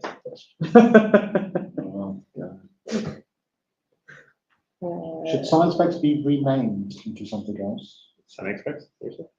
Yes. Yes, it should be just some kid. Just that. That's I'm gonna share my element window. What could go wrong? X at the end. I can't do You have it. such a mental block in that, because it's X-ray, X-ray. Well, I was thinking like, because we have SunPy Spectral, which is supposed to be a generic spectral. Executive. Yeah. Spectral executive, not X-rays. It doesn't It makes no sense. It's got Python That's an tools. X-ray. X-ray, Yes, it's not yeah, mentioned yeah. just as It's Python. not- We should probably I combine know, those. that's how I remember. I'm going off based purely off the room description, which is. SunPy Spectral started off as Irish Pie. It used to be the Irish Pie room. But no, yeah, but it does say specifically X-ray. Yeah, but just shove it in the spectral.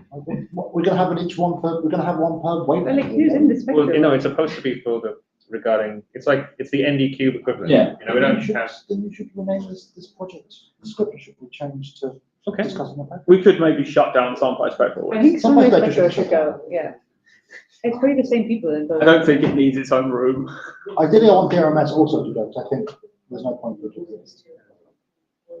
I've also science should be renamed once you rename the Does package. anybody have any objections to me shutting down the SunPy Spectral room? That's the question.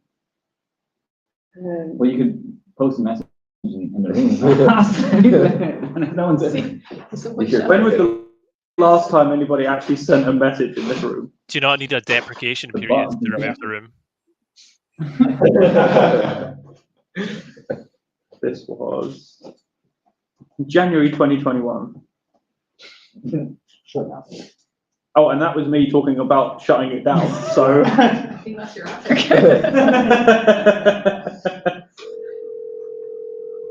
I'll do that later. I'll do it. Actually, the controversial question I want to ask, was the development channel a good choice? Was it a good choice to move the development channel? I have some statistics on that. Away from the main channel. I would say, someone said yesterday, maybe it was, but like that the fact that the SunPy channel was it was a general channel of people asking specific questions and not development chat. That makes it less scary to ask a question, right? So I think that's important to have a separate channel for that. I don't know whether this there was a slot that I was going. No, this is the slot. Down the sunken dam. How dare you? The last First off, how message dare you? was 20. Think of all the bots. Sometime in 2020. Yeah. You go. I have statistics while we're talking about September 1st, such things. 2020. Oh no, that's I'm doing. There we go. More pixels per. AIA Pi 1 maybe Dots repeats per. that a bit much. I would Probably NDQ is that high? Wow. So this plot is number of messages over total lifetime of channel. Oh, okay, right. I mean, Blue Side was kind of lying because it's all in Slack. I would also argue for closed servers, Blue Side to go, but it's bridged into a Slack channel, which is probably why it should stay. Total messages per week for all channels. So like, our chat platform is pretty active. Like, Can you filter out based off bots and me? yes, in theory. So here we go. This is Releases? Yeah. this is I had real fun making this graph. I don't like Matplotlib anymore. But like, this is where this orange here is the development channel. Which orange? This That's orange. orange. Oh, you can't see my mouse. The dark orange. The dark orange here, 2021. is the development channel, and you can see that like the traffic in the main SunPy channel, which is this light blue, was mainly just you just disappeared. Also, you can see that the traffic in the NDQ channel basically vanishes after we've released 2.0. Yeah. Oh no, where'd it go? Yeah.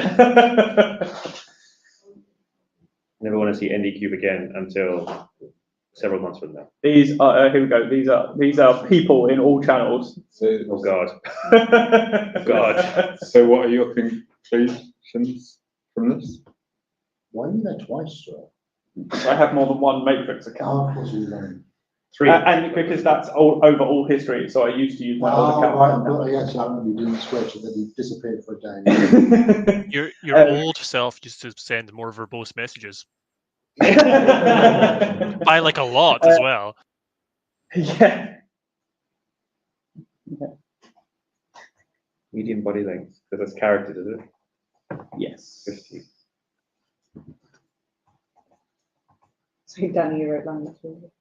Yeah, apart from old Stuart and Albert, I talk a lot. I think this is old Stuart. I think this is new Stuart. Oh, I had them backwards. Sorry. Yeah, Your I new think self Stuart- talks more. I think I've been using my new account for longer than my old account at this point. Because you sent like less snarky messages saying it's obvious that you're not answering. Yeah, I don't know whether the development channel was a good idea. I think it probably was. No, I think it is. For I think the exactly fact that we what- pulled that much traffic out of the core SunPy room could be taken either way. I don't know. But I think we're still paying attention to it. We're still Oh, yeah. very active in answering questions on it. But it means like when someone comes in and like wants to like Hardcore. yeah, it's not like 1,000 messages flying by of like the four of us talking about Done the methods. yeah, or like the CI being on fire or something like that, right? Like I think on the flip side, I also find a completely dead chat room more intimidating than an active one. But the simple one is actually. Yeah, so I think it's okay. I think there's It's just not enough active compared activity. to that. It's not very active though. Like 2022, there's not like- much in there. What's the longest period of inactivity? Probably like less than a week, I'd reckon. I have the data in this repo, so you can ask it that question. I I can't do that live. It's rare to see a day where there's not a message from one, like, actual human person. Doesn't it feel count? We don't actually have bots sending messages. Bots tend to be. Well, yeah, I mean, it's an important thing. I do, like, if half the messages are me, it's not really an active channel. It's just me talking to myself. Shouting into the floor. I'm like, here's the today. Let's get coffee. Are we going to get coffee? Yeah. Okay. The other controversial thing I want to ask, but Over coffee. over copy, is that can we please rename some of the rooms so they are more distinct and logos? When are we coming back for the online people? 10 past? 10 past, yeah, half hour. So we're coming back at 10 past, everyone online. I'll load me. Because the amount of times I post them to the project room or the coordination meeting room, and they have to say. Yeah, it is They all have annoying. the They both word have coordination. They all have the same thing. SunPy in there. Yeah, that's true. That's the other thing. All of them need to be renamed. The word SunPy needs to be removed. No, it doesn't. Everything doesn't need SunPy. The space is called SunPy. Why does the Because the room direct, if you search for a room on Matrix, it searches for the rooms. So they all need to have. We need to remove the SunPy logo as well. What is the point of this system if it doesn't take this? We need to, also, most people aren't in the space. Like, we need to do a better job of getting people to join the space rather than the room. But again, this is a thing we This is can why I do. love the element, because I burn all those. You can't organize it to someplace and then ignore it's in a space. What is the point of that? It's like an entitlement. Quite sure.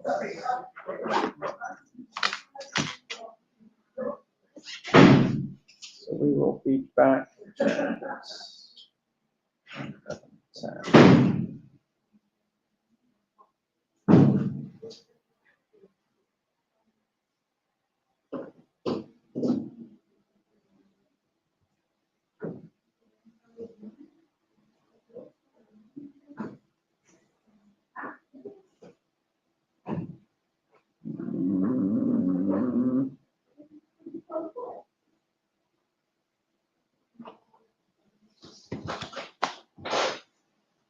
It's nice outside.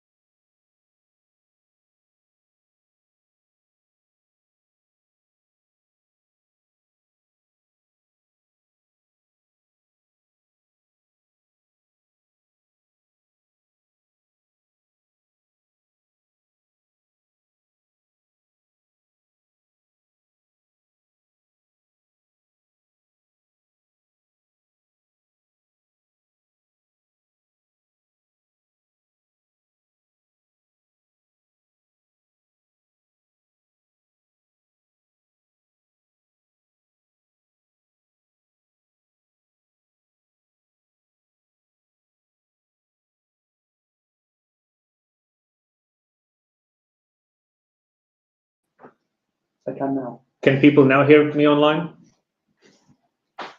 Yes. Fabulous. Great. Thanks. Okay. So we shoehorned this in at a late notice, but it's something I'm interested in discussing. It's something that's come up over the years with various degrees of frustration, annoyance, and inspiration. Every year, yearly, for the last 5 years. Right. At least, yeah. Yeah. So what I would like to get out of this is to show you an example of a sliceable metadata object that has already been implemented. It's in SunRaster. The use case was for Spice, but I think it's a lot more. I think it could easily be generalized to a greater extent and could work with NDCube or data objects generally. So I'd like to sort of show that and get some feedback on that. And an ambitious goal would be to get the, like in the notes, get a preliminary kind of list of like metadata object requirements, say, like, you know, along these lines. And also to hear if people think that this is completely unreasonable for, you know, for a way forward to SunPy. So I'll just show this brief notebook. If there are any questions or clarifications, please jump in. I think unusually though, I think I'd like to hold discussion till the end. The notebook isn't very long, and hopefully we can sort of get a full picture of what I've got to show here, and then we can like tear it apart. But if there are questions and clarifications that help understanding, please do feel free to interrupt at any time. Okay, so what I've done here is I've just sort of generated a FITS header, you know, just sort of locally for convenience for this demonstration called Spice header. So this is just a FITS header object. So this is, you know, typical for when we have FITS files. We, you know, I think most of us are aware that this is often how metadata is stored. So this Spice meta object, which, as I said, was developed for the Spice and Solar Orbiter. The way to initialize that is just, you know, give the object the header information. And this object I've actually subclassed from dictionaries. So if you want to then see the metadata tags, again, you can just use the dictionary methods, right? So keys, you can see all the different names. And then if you want to access a value, then, you know, you just, as you would with a dictionary, you just stick in the valid key. However, with FITS headers, we also often have comments. So to facilitate that, if you want to include comments, what you do is you can create a dictionary of comments. And if you look at that, the keys are the same as the metadata, but instead of it being the value, it's the comment. And then you can include that when you instantiate the metadata object by just saying comments is equal to that comments dictionary. So that means that you have a .comments attribute. And if you put in the right key, then you get the comment for that piece of metadata. So now just want to discuss like key access versus attribute access. So what I envisioned, or what I think would be good, is if we could define a hierarchy of, say, abstract base classes or meta classes, anyway, some infrastructure that defines a standardized set of names for common pieces of metadata. And then what we can do is we can combine these in different ways based on our needs. So, for example, we might have like remote sensing or metadata that goes with remote sensing instruments, and so then they all have a standardized name. And maybe then like a spectrograph, you know, maybe there are things that surround that, so we can mix these sets of standardized names, and then we access them not just as a key in a dictionary, but as an attribute on that dictionary. So just if we looked at that same example, we look at observatory. If we access that as a key, like a dictionary, we get Solar Orbiter.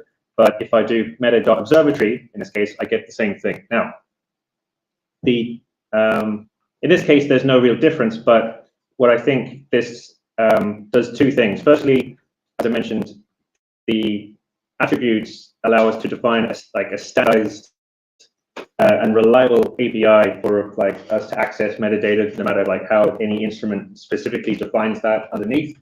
And also, if you're, you know, at two image objects from two different instruments, this allows you, just like very much like map already does, you sort of access the observatory or the date or the telescope, whatever it is, in a very standardized way. So, this idea should be somewhat familiar from that. So is this, would you say it's like a more formalized version of what Garmin do in math? So far, yes. Okay. Yeah, absolutely. So this is formalized, sort of abstracted away from map level and say this is a metadata object that you could attach to other data objects, whether it's an image one or a spectrum one or a time series one or whatever.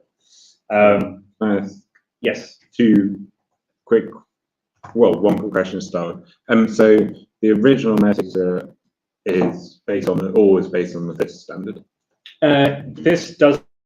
This framework doesn't require it to be FITS, but in this particular example, I have taken from FITS. But in this framework, nothing dependent on it being FITS. It's just you have some set of header objects which is a dictionary. Because and the metadata in an as-diff file isn't necessarily just a dictionary. Right. So it could be, instead of having 3 keys for the observer position, if you read an as-diff file, it would just deserialize straight to a callback. Right. So actually that brings up the exact next point I wanted to make. So as well as defining this standardized sort of API for accessing specific metadata, what map does, the attribute model allows you to build those more useful, complex objects, right? So if we want to the solar B, if we access that as the key, it's just giving us the value from the header object, which is just a number that doesn't really actually tell us very much.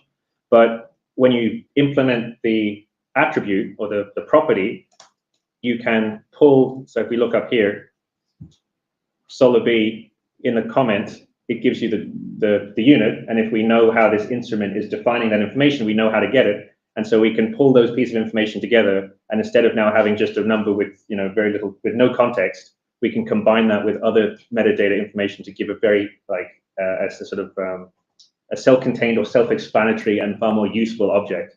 So this is an example where we've just taken a number, a unit, and created a quantity. But we could easily do the same thing with a time object. This is the most extreme example of that in map is the observer location. Exactly.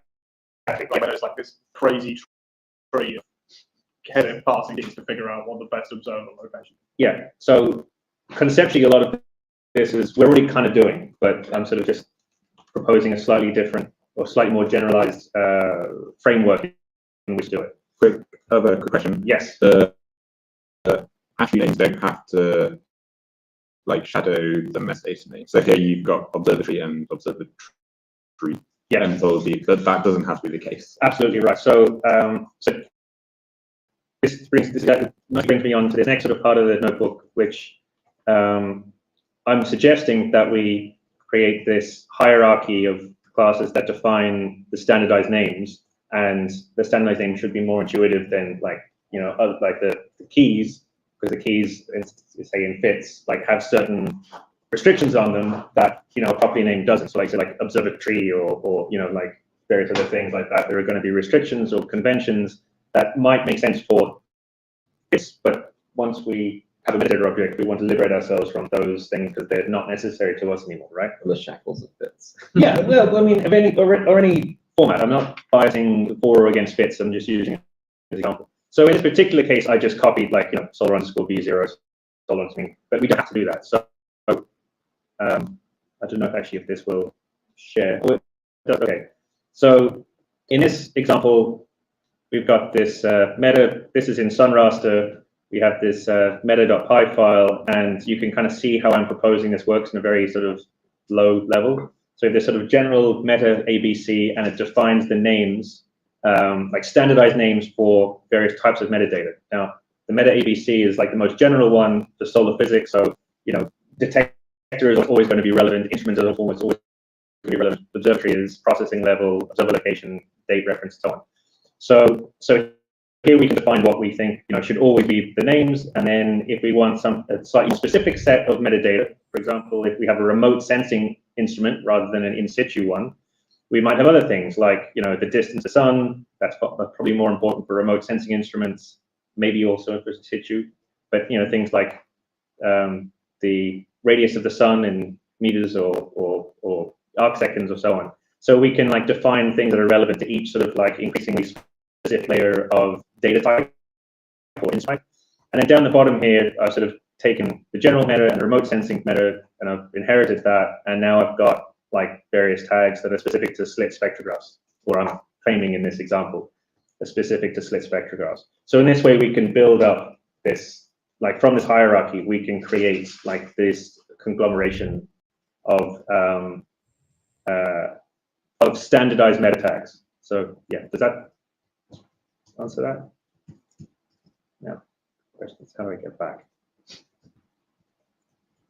Good. All right. Yeah. Okay. So hopefully that's clear. So, any questions? Is that anyone want to comment so far on that? Do you want like discussion-y type questions? No. Well, it's sort of clarification style questions. Cool. Yeah. Okay. Right. So, sorry, just like very simple, silly question. So you would always keep your original metadata you put in as keys that you don't change, but then all your attributes change. Like. Okay. Yeah. That I'm going to come on to that very soon. Yes and no. Fundamentally, yes, but in practice or in specificity, no. And I'll explain what I mean by that. All right. So ultimately, this particular implementation of metadata object inherits from dictionary, like I said before. So you can always access, you can access the metadata as keys, and you can overwrite them as you would with a normal dictionary, and you can delete them like you would with a normal dictionary as shown here. But for reasons that hopefully will become clear, there's a certain amount of housekeeping that should be done. And so in order to make sure that's done properly, I've included a specific or special API, which is recommended to use instead. So if you want to add a piece of metadata, you can use the .add method. And here I'm just giving it the name, my key, the value, which I've said is hello, a comment, this is new metadata, and for the moment, I'm going to ignore that last input. I'll come back to that.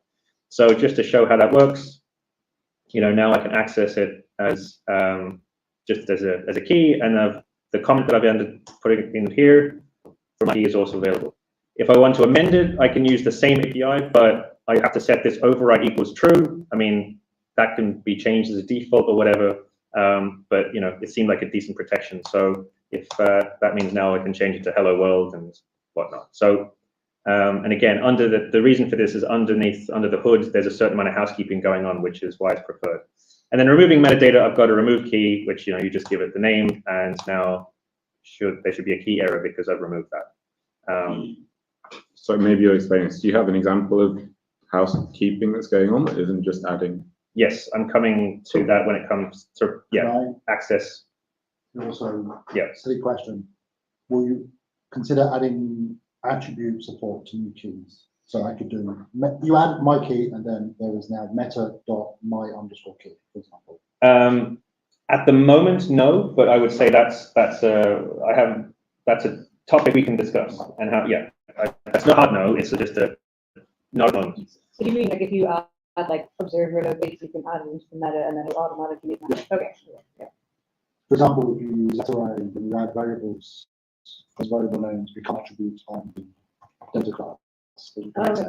Yeah, my initial feeling is, at least by default, no, because my thinking was that the attribute should be standardized, it reads names, and you just start like adding whatever the key is, if there's no control over the key being standardized. So my initial feeling would be no, but I think that's something that we can discuss. It's not a hard no at this point.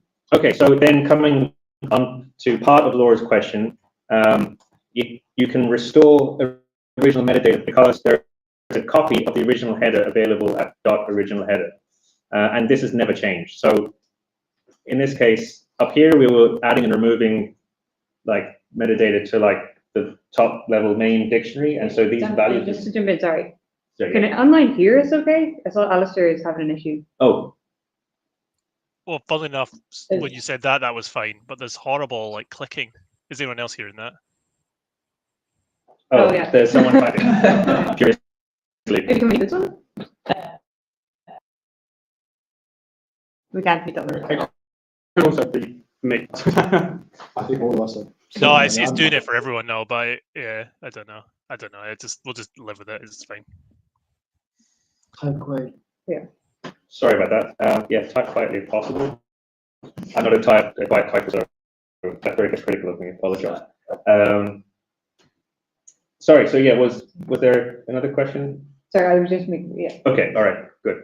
Yeah. So going back to this, adding again, addressing Laura's question. In this case, like at the main level, by adding and amending and removing, we are actually changing like the values of the metadata, but there's a copy of the original header at original.header, and that never changes. So you can always like restore or reference that. So just to show that in action, we do meta.remove, we remove date end, and now there should be a key error that's gone, but it's still available in, or here I'm showing the comments here, but like nonetheless, it shows that the key and the information exists in the original header, and so I can just add that back in, you know, by giving the key and the value and the comments, and now it's back. So the original header metadata is always available in its original form, which is like in this case a bits file, and that doesn't change, but the top level metadata you can change.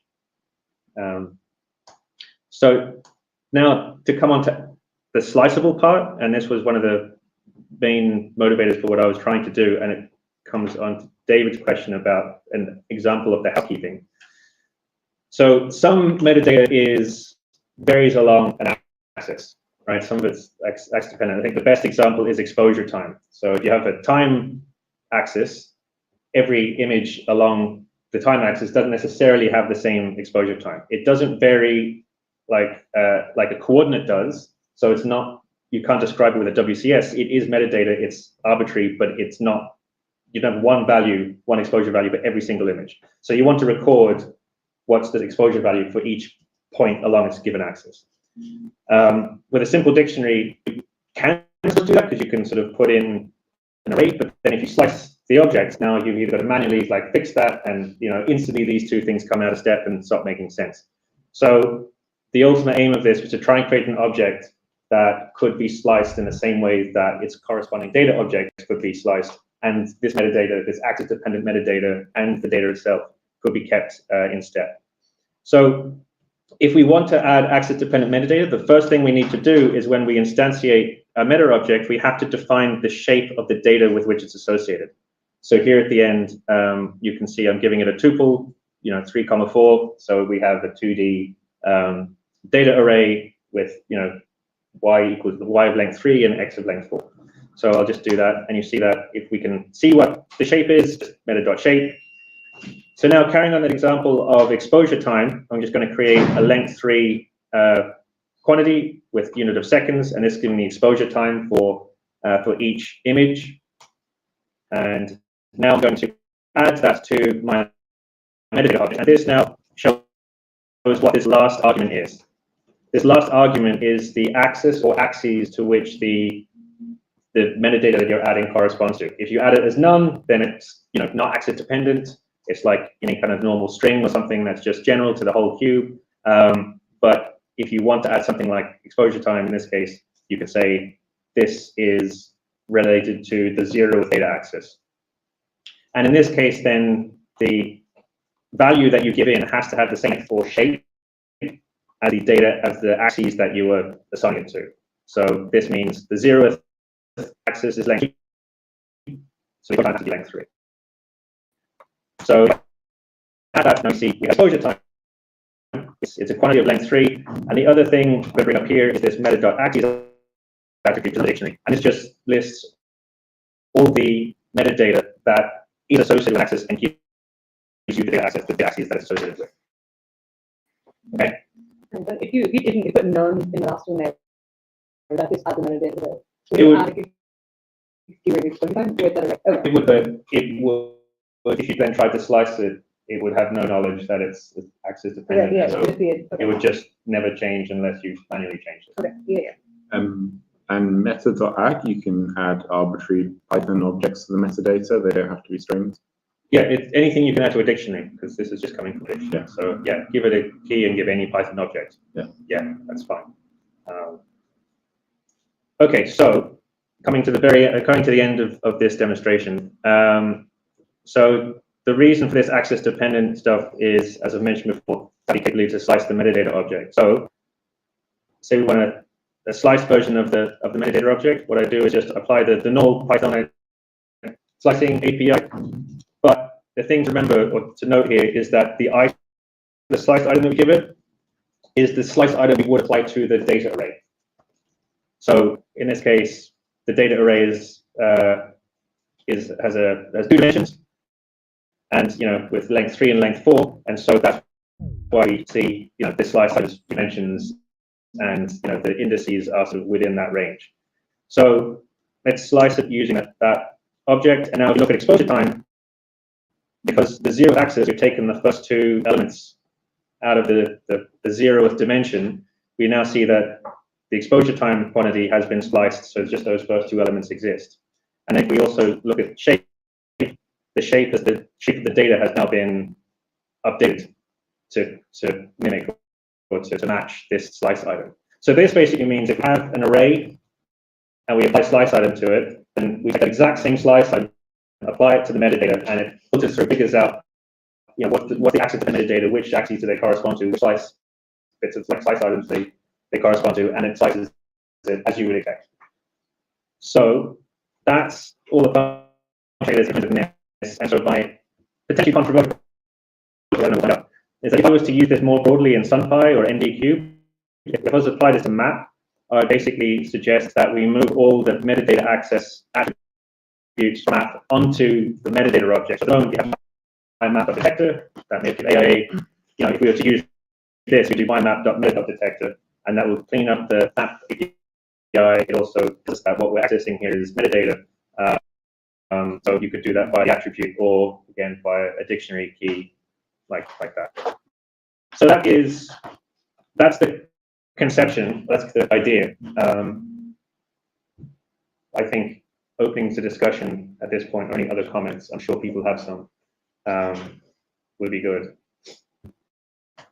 I was wondering if you could quickly do a elevator pitch as to a sample problem that this solves. Well, I mean, I think what issue are you trying to fix here? Maybe I just don't have the context. Okay, so I mean, I think maybe I wasn't as explicit as maybe I should have. I think exposure time is probably a really good one, right? So when coming with NDQ 1.x, I was trying to use extra coords to put in exposure time, and that had all sorts of complications and a lot of discussion to it. I came to realize that's not coordinate because there's got to be some sort of you can't just sort of go back and forth, right? There's got to be some unique relationship between your pixel and then your world dimensions. This type of metadata doesn't have that. Yeah. Right. So in this case, it's not a coordinate. You can't use coordinate-like infrastructure. You need access-aware metadata. So that's the first thing. You have access-aware metadata. So you don't want just a string. You might want an array or a quantity or a time, like a series of times or time objects or whatever. With that then being the case, if you then want to submap or extract a region of interest, you don't want to have to then manually go and alter that metadata to make sure everything's consistent, and you'd rather that all that metadata, okay, now it's stale, it doesn't apply to anything anymore, right? And all the information you need to keep that consistent is actually available, and so it's just about you don't need to do it human manually. All the information is available. You just need to write a script for it. So I think that's the first problem I was trying to solve with this access-dependent slice with metadata. And then the other one was again trying to define a set of standards API to access common metadata, which is already kind of what Maps does. So just generalizing that away from Maps so that we could extend this to other data objects that will be coming online with, such as NDQ, but Spectrum, Radio Spectra, whatever, I mean, I could see use case for time series and maybe even Radio Spectra where you want to concatenate. You've got a time series and you want to concatenate with another one of the same type, but maybe the metadata would have something slightly different in it. Time series metadata object in SunPy time series already does that. Right? Yeah, but you slice it afterwards, like that. Yeah. If you slice. But what does it have to apart from keeping a copy of those two metadata data sheets, what else do you do when you merge, concatenate those two time series? we'll see the time series metadata object, it just keeps those two copies and says, oh, these two, they kind of apply to this time series. But you can't then go like, exposure times give me an array, right? They're separate. So what this is allowing you to do is when you concatenate, you don't just say, we have two dictionaries that in general apply to this period of time. You can sort of say, right, for each time step, we have this piece of metadata and it's concatenated into a single quantity or single object. So they're different. Because in time series, if you had like a key which was, I don't know, distance from the sun in 20 ghost files and concatenate all the ghost files together, you haven't got an array along an axis in the same way you have here. Right. But it does bookkeep what distance from the sun applies to what times in the index, and also what columns. Yeah, they are two different features. This is not like No. they are doing slightly different things. But to show that this is doing something different, it's not just like. But yours doesn't also take the situation where if you wanted to stitch together a bunch of ice images all with their own header, it doesn't handle that either. Not at the moment, but there's no reason why. Off the top of my head, I don't see any reason why that couldn't also be implemented. It's just that it's implemented because that wasn't my use case at the time. So I think, but conceptually, it could conceptually. Okay, I think this is a good start, and the axis aligned stuff is obviously useful for NDQ. I think we should write a list of the things we would ideally like the perfect metadata object to do. I think in reality, never to make a metadata object that does all the things, but you don't have those. Such as like this. Sure. Okay. I just basically assuming somebody would make this argument. So like I'm happy either in the notes or on the slides to start throwing things onto it. Now I take umbrage with the second point you've got. Okay. Right. So one of the things that I think would be interesting. This is primarily motivated out of not fit metadata, right? Fit metadata in particular, and like GWCS, right? Is the best metadata is Python objects. Yeah. Right. Once you've loaded your metadata, you don't really want to know or have to ever think about fit keys ever again for things. Once you've made your standardized attribute names, right, which gives you back things like observer coordinate, you don't ever want to have to think about which fit keys they came from. And you always want to make sure that you only want to keep metadata in one place at once, right? At the moment, what Matt does is provides a dynamic view Python object into a fits header dictionary, right? Like if you do .observer coordinate, every time you do that, it reads the fits header and goes, here you go, I read your fits header for you and made this Python object. That's what this does as well. Yeah. With not the original header that never changes, just basically an archive. That has that as well. Right, exactly. Yeah. So far, it's doing the same thing. Yeah. I would argue that we want to move away from that pattern.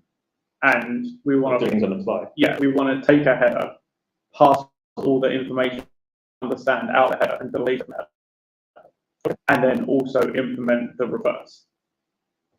Right. Okay. So, because that gives you a workflow where you load a header, now have a bunch of Python objects that contain a bunch of metadata, and you can work with them.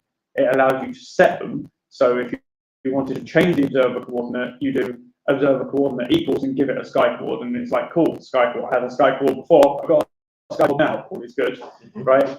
And if you want to save that to an ASDIF file, for instance, you would just serialize the Python object to the ASDIF file. You have to go back to it. You wouldn't have to serialize the fits header to an ASDIF file. But if you want to serialize it to a fits header, then it also knows how to serialize itself to a fits header. Right? What if you have updates?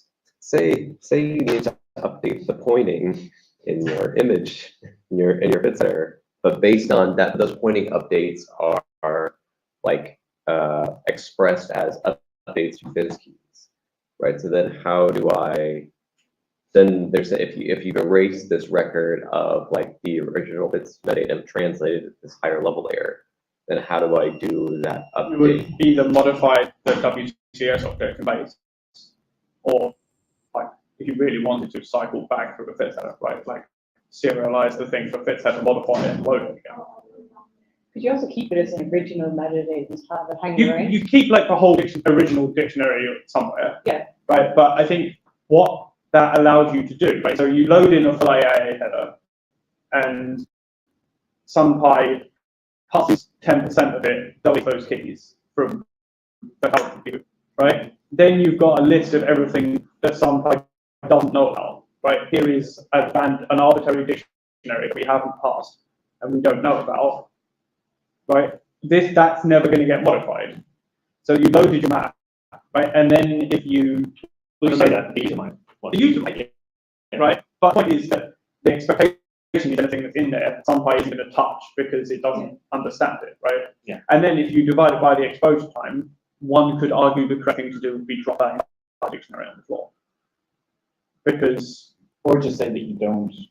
yeah, I mean, yeah, it's documentation. Either way, but right, but arguably, there's a set of operations you could do to a map or an NDQ, right? Where reproject is an excellent example, right? Once you reproject it, it's potentially out the window, right?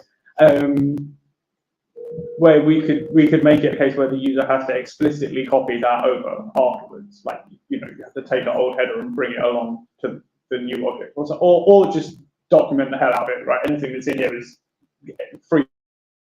So I would argue that this is a very specific implementation discussion, and I think what is probably more useful in the time we have is to sort of talk more like slightly high level about concept and API. Okay, so I think there's a few requirements under that, right? I think it would be important for any future metadata object to differentiate between things we pass and things we don't pass, right? Like these are known metadata keys versus congratulations, you gave me a dictionary, right? Like, and the other one, which I don't know, maybe is more controversial, but is that we should be using rich Python objects as our in-memory representation of the metadata. By which you mean like time objects?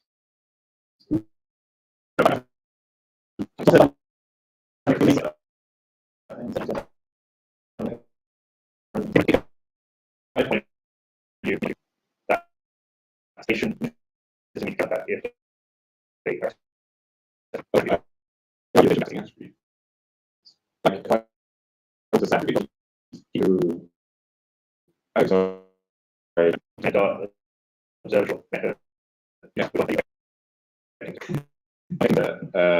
meta brackets. Right. So are you objecting to that for keys that SunPy doesn't understand? No. Okay. I think you can have I don't know, you can have like a map.meta.keys we don't understand. But that's API done. But in this one, like you do keys, and then if you delete the ones you did pass, what's left is the things that you don't. So that's an option. Yeah. Again, that's Sorry, like I misunderstood. Yeah. Okay. That's cool. But if we're arguing about this level, then to me it sounds like large scale or like conceptually, this is not as controversial as it might have been. But sort of already talking about, well, I'm arguing about how we implement it rather than like this is crazy. It doesn't sound like you're breaking anything, just adding the feature to have these sliceable metadata. Yeah, and then the other the third thing I was trying to solve to your question earlier, I didn't get to, which was cleaning up the map API. So you can take a lot of that stuff off of map.dot, and then you have map.metadata. And that means that all this is then transferable like to other data objects much more easily. If you got rid of, if you had map.meta that did that, right? What you've implemented there largely is map in terms of lines of code in not generic map, right? Yeah. It's map. We could basically get rid of all the map sources, and then everything would be generic map. Yeah. Well, and then everything just has its own meta, like the source is generic map.aia meta. Exactly. AIA map. Exactly. Yeah. Oh, now we've solved two prompts. We don't own AIA map. Hey! And then we've lessened the number of lines in generic map. There's the generic map. Which is good, because we should split that file up, because it's horrific. Anyway, but I basically, my argument against what you've presented for map is that it doesn't go far enough. Not that it's not useful. Okay, no, I'm not sort of setting the bounds of imagination and saying this far, that shall go no further.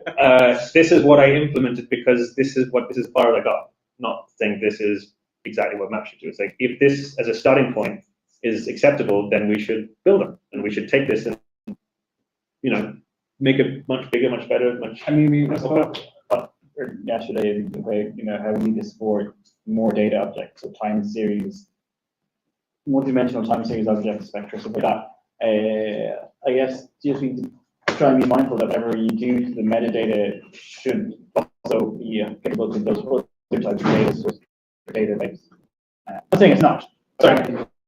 Can you say that again? Just that we need, so we're very map image focused stuff, and just be mindful that if we are going to want to expand the types of data we support, that we don't make any decisions that suddenly come out to be really incompatible. I don't think there are any. No, I think that's a good step, but I think the fact that I've shown this on like this implement, not on a map, it's a spectrograph object, and no one batted an eyelid that this was not conceptually applicable to map. Yeah, I guess that's what we think about into the metadata. It would be nice to have like a consistent metadata object across time series, spectrograms, you know, to add, remove, what happens to the keywords from the meta. Yeah. I was going to say, what things do you think different? Can you think of any requirements on a metadata object that are dependent on what world axis the object has? I guess they wouldn't be metadata, then it'd be somehow in the coordinate system. So I don't know. Not offhand, no. A question I had would, so you define these abstract-based classes that have abstract properties. Would any of those properties be optional? So, like, would they all be optional, basically? I think that's. I think that should be discussed in this. I don't mean maybe like I don't know. I don't think solution is like a method. Well, classes. Sort of the way you have it now with the strict inheritance principle is very, very strict. Like composition, then you realize this has an observer meta set. This has a WCS meta set. That might be more flexible. I agree. I did this is simple, and because I was doing for like one instrument basis by. So you're right. Yeah, I would. Yeah, if we could mix and match these and like compose them, I think that would be a better approach. Like, I don't know exactly what. Well, this is maybe a bit too in the weeds, but given a metadata object that passes a WCS from some metadata, Sorry. like, okay, so a large portion of the metadata passing is how to construct an AstroPy WCS object from a fit header, right? Right. And more specifically, how to construct an AstroPy WCS object from a broken fit header. Right. I was going to say, don't you just pass the header to WCS and it works? One does not simply pass the header to WCS. It's when it's remade by solar physicists. No, but my point is that like that's not you're sort of fixing stuff, but that's like a WCS issue. It's not a meta. In what I can see of metadata, anything that goes in WCS to me is WCS, is not metadata. I know that's one perspective, but when it comes to like what objects does it end up in, it's not metadata. Well, that's going back to my point about like in-memory Python representation, right? Is a large portion of that is WCS. But how would you say you had a fit header and an array, right? And you wanted to construct an MDQ. Yes. How do you split the fit header into WCS and metadata for like, which is a bad phrasing, but you know what I mean? Would it also translate? So say if you updated your observer coordinate and your metadata, is that going to go then change your fits, your WCS? Right? It's a bit confusing because actually, hopefully that would be on the WCS effect. some of the map attributes are like another layer above the WCS. Right. Yeah, So so map coordinate. Map does is it this, Map does this dynamically, Yeah. right, where we override the WCS property on ND data and dynamically generate the WCS, right? NDQ doesn't do that and probably doesn't want to. So that's, I don't know how you've got these two things, right, where I can't figure out in my head in the last 30 seconds, like what that API looks like, right? How do you take a fits header and construct an NDQ out of it, which has WCS meta and a data array, like, because, and allow map to customize the WCS parsing, which is like a really important part of that. I guess I'm not seeing the complexity of this because I don't see the issue. As in, like, I mean, do it like we already do it with NDQ. You sort of like you create a WCS using the SunPy, like you're going to feed the bits out to the SunPy. But then you've still got all the WCS keys in the meta object. Right, but again, yeah, I mean, and you have and the metadata object can't customize how it creates the WCS, which is important. But the metadata object doesn't create WCS. Well, maps does. So you go like map. Hang on, what you give the meta. If we moved all of the map's current metadata parsing into .meta would be making the WCS. Oh, I see. But if we make that as NQ, then it would be. Well, no, would it? It would still happen. Because the map is customized how WCS is made. We don't just pass the whole header to SunPy WCS and have at it because they're all differently broken. How does it do that? Does that like alter the header or the fits header object? No, the WCS, the .WCS property is overwritten to dynamically. Okay, but if we're not, sorry. You could override. So in this, you have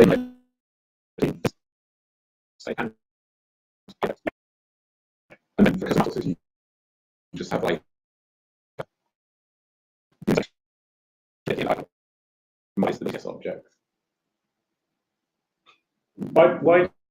I mean, why don't just do what make maps of what NDQ does, which is it doesn't dynamically like create the WCS. It creates the WCS and yeah, but it was initialized and it's done. Yeah, I think. Well, because you need to customize that per source, and the best place for it to me seems like it should be on the meta object. So to me, that sounds more like that you put that in the reader. Like you sort of give it a file, it like takes the information, it adjusts it as required, it creates a WCS, and then that's so. But the reader for that WCS, it has to be source specific. What you're saying attached to the metadata. Yeah, but it's so redundant with the metadata parsing. Like if you want .observer coordinate on your metadata object, you've now implemented .observer coordinate on your metadata object, and you've implemented an observer coordinate parser inside the loader to make a WCS. Yeah. Well, the observer coordinate, can you not access that through the WCS? Yes. I don't understand why observer coordinate is available. To me, it's so much more intuitive to do map.wcs or observer coordinate. But it's not. That's not the API. The SunPy WCS object knows where the observer coordinate is in like Sony coordinates or whatever. Right? There's a limited selection of coordinates that WCS actually understands. So the core information is there, but there is no .observer. You have to get the keys directly out of the org structured WCS. So it's not a pretty API. But you constructed from the WCS object, not from the metadata object. Yeah. Yeah. Like you have like a property that like does it there. But now you need the WCS object to exist on .meta. The point is these two things are so coupled together. Like so much of the metadata so much of the stuff that's in a fits header or or you would want on .meta from a user perspective is WCS related. I don't know how when you create the WCS object, it's part of Python in memory representation.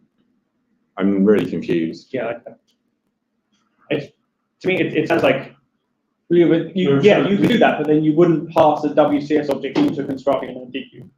You'd have to tell NDQ that a quick way to get the WCS was to do like .method.wcs. I mean, that's Not the just biggest how. difference right now is that we don't need, with map, you don't need the WCS to exist already to create it. You create it as a result of creating a map. Yeah. Right, but that just, to me, seems like a file reading task. Yeah. Not, But it is in the new meta, right? right, it is, yeah. Like as part of this new metadata like ecosystem, you provide the translation layer between the fixed metadata and the Python object. Am I correct? Yeah, okay, sure. But then it's the responsibility for creating the WCS object now lives in the meta. It's not done. I mean, a priori. you can do. I'm fully open to the idea that I'm missing a lot of this, but to me it sounds like we've done it this way with map for various reasons, and we're not letting go of that way of doing it. Like, I mean, I don't see how you've got a file, you look at the header, you extract that information, you generate a WCS, and alter the information as required. Then you have a WCS object, which is now at .wcs. What, and then you've pulled all those keys out of the header. Yeah. But then the API sucks. What? Because there's no way to do .observer coordinate anymore. There is, because you derive observer coordinate from the WCS. So you No, but meta doesn't have that. It's on the queue. it doesn't have to be on meta. It doesn't have to be on meta. Yeah, then yes, observer location stays on map if it is. You can write. Error information. If it's from the WCS, it's not. Maybe it's not actually metadata. Could you create? The WCS is also metadata, a form of metadata. You can just write a property, can't you? Can you update it then? You can update write a the setter for the property, that then goes in and updates the WCS. Yeah, but surely all of those things should be on meta. Yeah, they would be, because you just But write then the properties on WCS. there. No, I would argue they shouldn't be. They should be. No, I'd say you have a WCS object, and I guess what this model is sort of implicitly saying, which I didn't really realize, but it's saying you're separating WCS is not general metadata; it's its own type of thing. You can call it the form of metadata, but non-WCS metadata is separate. But That's what this is. Stupid question. How easy is it to modify WCS's API? If we want to add an observer attribute to WCS that doesn't exist. I try to do that. I mean, it's possible. Would they reject? I think you would end up in large budget to something very quickly. Because then you're standardizing a metadata API for the entirety of astrophysics. I think just to quickly point out a thing, right? The WCS as a whole, you might not consider metadata, but it is built up of things that I personally consider metadata, such as observer coordinate. Like I would expect .meta.observer coordinate to work because it's and the same for like DSUN and RSUN and all those things. I would consider metadata, but they are all used to build WCS. You can't build WCS without passing metadata, and if you want to be able to modify the metadata, you need the WCS and the meta object to become coupled. I think it is possible to decouple it because there's an analogy that I think is unit. I don't think it's a good idea to decouple it, even if it's possible. But if like the analogy is unit, right? There's like map.unit or nddata.unit, and say, well, like now you're going to have to tell map.nddata.unit to do nddata.meta.unit because unit is metadata. I think there are two separate things that we're potentially conflating, which is what is the storage, what's the storage architecture inside the meta object? Right? If you just consider a meta object independent map, you would have meta.wcs, and that would be the Python object. But then how do you access that? What's the API that users access that through map? And through map, you can have an API that accesses observer coordinate by doing something to the WCS. But underlying that, you only store the WCS. You don't store the observer coordinate as a Python object because it's derived from the WCS.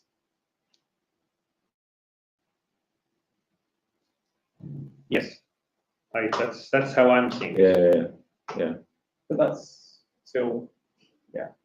Also, it's one like piece of metadata that we're talking about, but like There's so much, most of the metadata, or so much of the metadata isn't like observer coordinate. No, I'm just using it as an example. It's just a particularly null example. Is it the only example? Of what? Does it go into WCS, metadata WCS coupling? No, there's loads. What? Such as? RSun, DSun. What's there in? No, DSun observer coordinate. When you say metadata, what do you mean by metadata? Do you mean the keys? This question now. Do you mean keys that were in the FITS file? To some extent, yeah. To some extent, fit keys that are in the FITS file, also things that people might want to change. I think they're completely different things. But Like, we want the keys in the FITS file should be independent from the Python interface that users change. I agree. And that, like, you can change, and they don't have to be the same, and users can change our certain, but that's a layer which doesn't change in our certain objects. And metadata, it's a layer that changes the WCS object, because that's the fundamental. Yeah, I agree, but the WCS object exists as a property on the cube, not as, so like, it's fine, maybe we just have to couple the cube and the meta object, like the meta object can't exist without a reference back to the cube. I still can't see how this is, I can see how you could do it that way, but I don't see that it's required that you have to do it that way. I mean, I think you practically have to do it that way because the WCS API is not built for inspection or modification. okay, so this is what I'm asking. Apart from observer coordinate, are there any specific examples where you derive things from WCS style metadata? We just subclass WCS. Yeah. There's more than one type of the WCS. Like, we subclass GWCS. yeah, like, well, we'd have to subclass n WCS objects, or we could just make metadata the API and make it would always work. Again, alternatively, having map.observer coordinate or doing GeoGesit or R30, which is, like having that available on AstroPy fit to potential solutions. And yeah, I guess. I think it's an interesting question because the separation between metadata is derived from the WCS. That isn't actually attached directly to the WCS. We think it should actually be attached to the WCS. But maybe I don't want the to deal with that. WCS stores the information, but it doesn't necessarily expose the nice Python API. And with WCS, yes. It's one you're never, I don't think you're ever fixing. Sure. Yeah, but never fix it because AstroPy either don't have cycles that don't want to. Like, why would we not? If we're telling the users here is all this structured, rich past metadata, right? Why would we not build it in the components of a WCS into that? Well, I mean, yeah, if we sort of as part of that, like we did before, like we just used .add as part of the constructor, and then just add an observer coordinate. Yes, that's fine. That's the issue.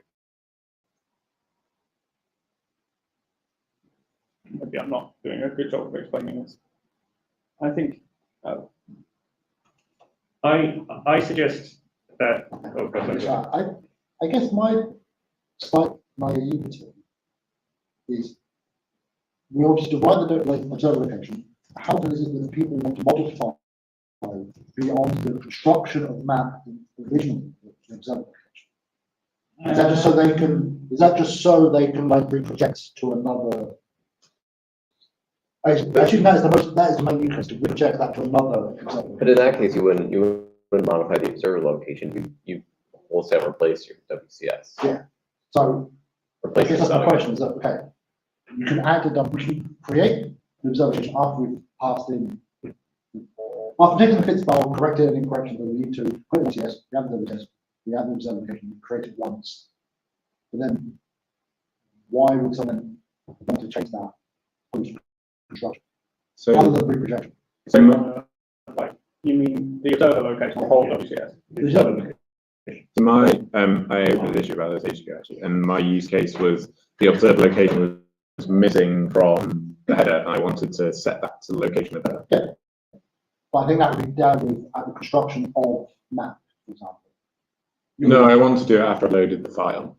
Like, I want to. If it's missing, you can't set it. Like, Yeah. if for some reason it's not in a file, load your map. I now know. Yeah, but I'm saying that it's not, we wouldn't, if it's missing, we would, as in the metadata object, I guess you would set. Well, but this is solved by this setter on metadata, right? Like, you don't have to worry about like what keys. I mean, we have this problem right in map now where it's like, because, I mean, it's a benefit that we can use these different keys to construct the observer coordinate. But I mean, you really have like what keys are used to construct that observer coordinate are different depending on what source you're using, right? But if it's missing, for example, I set it to Earth, I feel constructed find object. I don't want to have to learn this metadata standard to set out the location. I want to have a sky cord and set it and not worry about it. So then we would enable a way to set that, I guess. Yeah, so that means you are now dynamically, like you need new WCF. Because you changed the observer. Yeah, you have to. Yeah. And is that the issue that we don't be able to dynamically? No, I think we definitely do. I'm just saying that introduces a tight coupling between the .meta property on an ND cube and the .wcf property on an ND cube. Yeah. They're inescapably coupled. But that's okay, right? Only to insist on having .meta location, you don't have map location, which I don't. I mean, if that's the only thing coupling them, it's not. Why don't you just have .meta.wcs access ndcube.wcs and set ndcube? I think this is fine. I'm just trying to like make the point. Okay, so all right. So apart from WCS, what are the other comments on this metadata? One comment I had. So your plan for like changing the like array along an axis sounds really cool. But when you slice, what's your plan for updating single metadata values whose value needs to change when you slice? So for example, if I have a metadata value home six, which is total length, and I slice, then that's going to need changing. Are you going to define a whole metadata standard for changing all? I don't. No intention of doing that. Well, I suppose if someone really, I'm starting to think of a practical real-world example I've come across where that's important. But I'm sure. Basically, I think there's a problem. Right. So this comes back to what Shane said yesterday about like potentially marking things as stale once you change. It's not person. It's like she said, you know, these things you understand, but you create attributes within. These things you don't understand. Yeah. And you, the user, if you know, beware, this stuff is not handled. We could have a thing where if you loaded all the parts hits you could develop a thing where it's like one of the metadata attributes, say .max, right? Could register a callback for slicing and update itself, like the Python representation of itself when, as in it must recalculate its value. Yeah, that's technologically possible. Whether I want to implement it in particular, but you could understand. That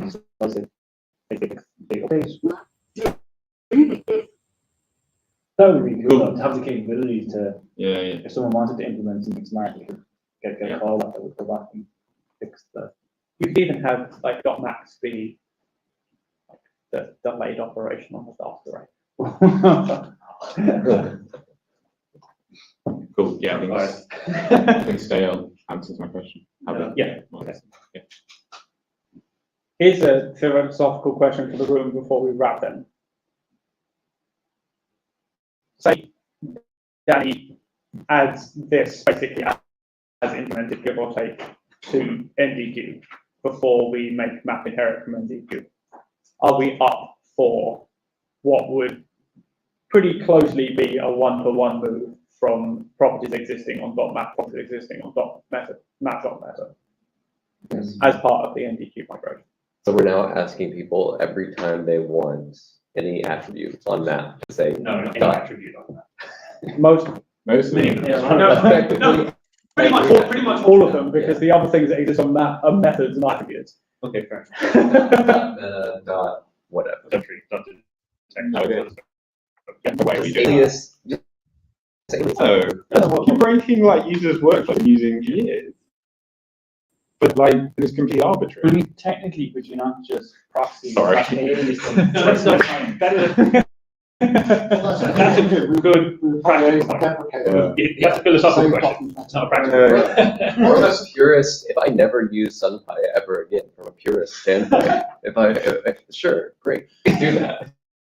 But no, I mean, I think that upsets me as a user. I think that would upset, especially people who are not involved in like the development process. I understand why, but like, why can't we? I would say we would probably have a much longer application. This would be pure. I'm like, why can't I just say? And then it would be And tell them. Yeah. So this is a file break I logged into the actual answer is just dynamic attribute access. So if the attribute is missing on map, it looks it up on .meta. Yeah, I think that's totally fine. Well, it's fine. That's like very little effort on our part to maintain just some list of keys that we propagate from meta over to For example, meta. And they're actually a lot cleaner. yeah. If you want, if you're only access this on .NET, you're but you don't. Need the list of map. You just It's not open. It's not there. you just override the dominant and then Yeah. You could also override the method, the DIL method. Okay, right, yes, yes, sorry. You could That probably is actually you could have yeah. That is actually probably They're fairly easy ways to yeah, but this still removes those directly on map. it removes the code. It doesn't remove the API. I mean, like, you know, in SunPy 10.0, then maybe. But I'm personally okay with it being moved to meta because that's what in X-Array's world there is a .matters. All the metadata is stored on a different object. Yeah. I know, but I think it's implementation wise, I think it's a good idea. Yeah. It also means sorry. It's the same with the plot. It is stored on separate things. Next one, you couldn't move. This already exists as this is how X-Ray already did it. Obviously, the migration is going to be long because we have had this map I don't think we're ever removing. Yeah. You can support all few things. Yeah, if we don't actually do it, we just support it. Do we change the documentation to be .meta though? Yes. I would think so, yeah. Because then it would be standard with all the other NDQ objects which don't have the legacy API. Right. Yeah, we would not be the legacy of any one time. He's not happy. More. Not convinced. I suggest this carries on to Evolution later on. Maybe we need to put a line. No. Is anybody online want to say anything? Yeah. So I lean back quite a long way from the microphone. Sorry, I just saw in the coordination meeting chat that you thought it was typing. No, it's like the audio is messed up. It's like the microphone's clipping or something. So I don't know if a restart over lunch might fix it because it wasn't doing it this morning. But I would definitely never use SunPy again if you removed attributes from map. That's probably the warmer. He's seen that he's done that. Again, if this continues. Oh, right. Yeah. We restarted over. What time are we going to be back from lunch? 2. Yeah, pick up on that line and see what I say.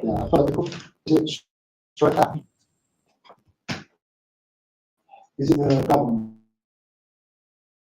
Such a struggle. Come back, everybody, run! Who made this schedule?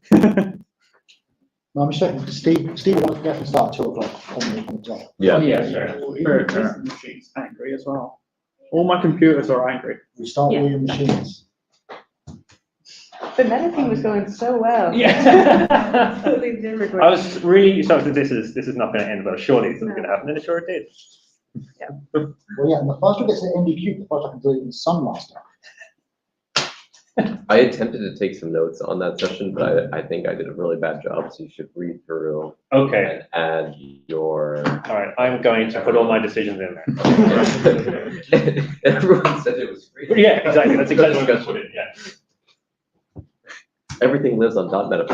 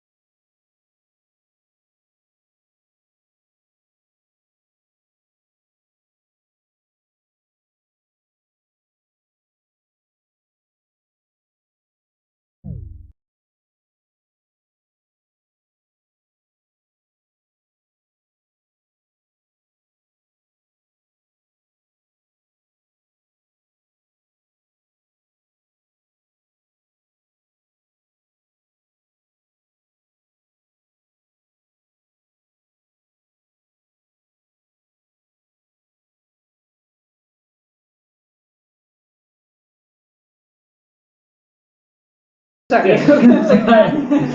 Yeah. Yes. And we're thinking around kind of, yeah. I mean, I can think of loads of options. I'm trying to think of something that would be. Kind of a bit different, I guess. Yeah. I don't know how they had Saba open, but they're quite good. Oh, I see. Yeah. We're going to Saba for lunch tomorrow. Oh, well, they are. I'm not. You guys are. Okay.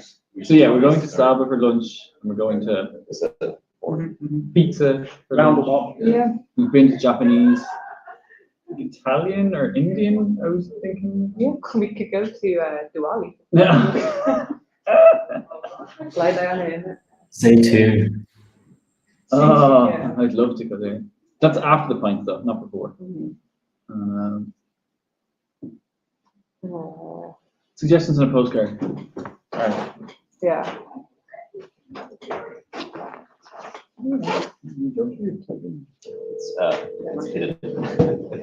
Do we have a second? Yeah. I've got plenty of charge, so take mine.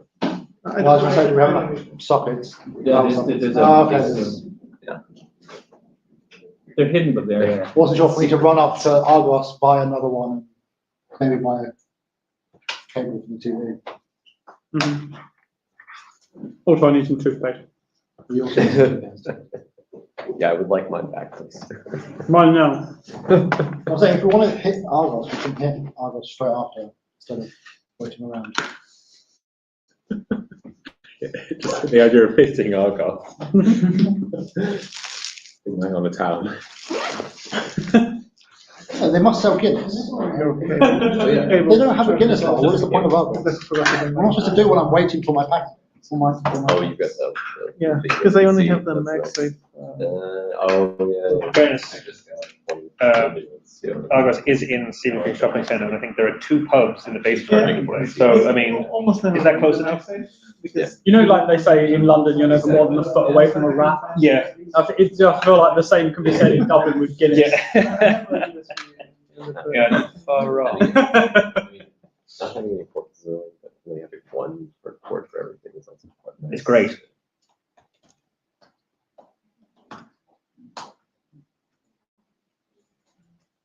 Hey, look, VSO people turned up. Hey, VSO people. Morning. How are you? Oh, marvelous. The Guinness right at the moment.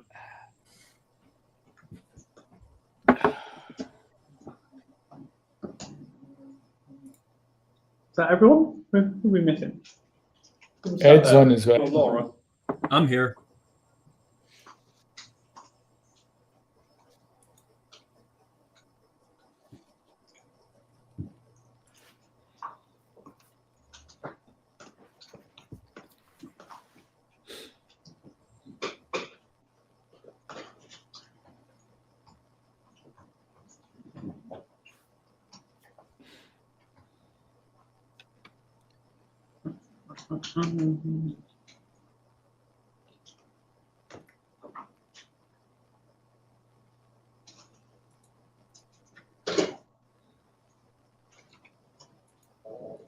Cool.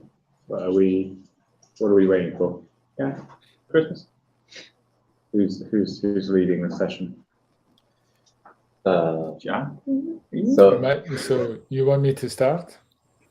Yeah, well, I was just gonna say, I think I had asked Jack to like kind of give an overview of like his conception of like sort of you can disagree with this, Jack, if this isn't what you're going to present, but kind of like the data provider landscape for solar physics. So like whether the VSO, the SDAC, the JSOC, et cetera, and how do they sort of interact with each other.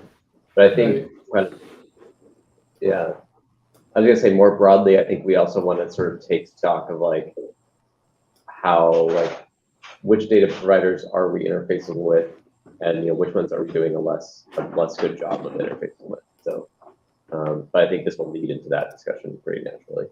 I know before that we talked about trying to decide how, as a project, we would decide what data sources and providers that we would not allow, but like mainstream into SunPy core, and if not into core, stuff like that. So maybe there's time at the end and try and discuss that. Yeah, that was one of the things that I wanted to talk about in this session. Yeah.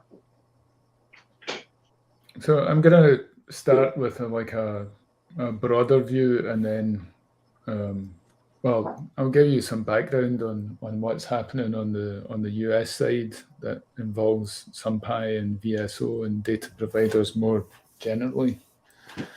And then more specifically, so as some of you may know, the VSO had its first in-person tech meeting in 3 years after the test meeting. So what's that, 10 days ago now, something like that. And so we discussed, the very first thing we discussed was interaction with the VSO. So, and thanks to Stuart for staying up late and not staying up late. Yeah, no, he wasn't staying up late. We were just keeping him from his beer on a Friday afternoon. So,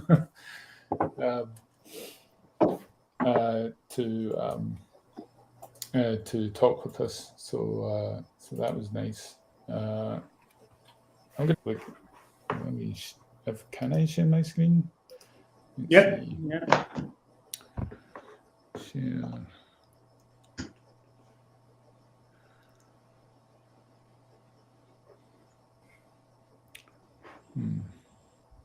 Where is the share button?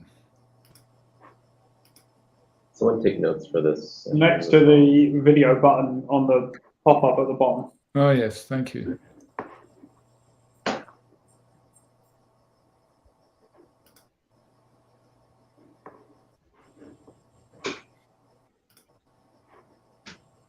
Oh, never mind. It's asking me to quit and whatnot. I won't waste your time with that. Basically, so like in a broader view, like NASA is making a big push to sort of make sure that data has better metadata and is easy to access. So the open science is a big theme going forward for NASA. So that includes data providers and open source code like SunPy. So NASA is really kind of pushing hard in these areas. So what that means for the SDAC in particular is that there's basically, well, we've asked for, and in the past couple of years, we've got more funding to support these types of issues. So that's good. In the SDAC budgets, we have support specifically for SunPy developers. So we'll be looking for that coming forward. Also on that same note, given the expanded budget, the the VSO has also expanded. We hired somebody new last year, so we have more support for the VSO. And that'll continue, and then as needs change, we'll work on getting more support as needed. So that's kind of broader aspect that, like, I think, it's good for the SunPy community to be aware of, that, there's a bigger push towards anything we can do to promote open science, open source code, better metadata standards. That's where we're going. Jack, yes. Go backwards in time as well, or is that just for current data and future stuff going? Reverse time traveling funding is a. No, we just meant, are they going to add good metadata for past, improve metadata searches for past date missions, or just going forward? Yeah, that's a good question. So the answer to that is a qualified yes. So if we have some funding to support that. So, for example, SDAC has been funding LASCO C1 data. LASCO has 3 coronagraphs. The first one was apparently always fiddly to use and broke after the Soho vacation in 1998. So there's an effort ongoing there to sort of make that data publicly available and bring the standards up to modern requirements. There is again, this is just kind of NASA related, but like if there is a solar physics mission out there that could do with improvements to the metadata, then we can support that up to some level. So Skylab. Skylab. Actually, you know what? Skylab. People have been looking at Skylab data. So yeah, it's going back a bit, but we had a student actually who was looking at some Skylab coronagraph data. So yeah, so we can go backwards to a limited extent. Can I add something, Jack? Yeah.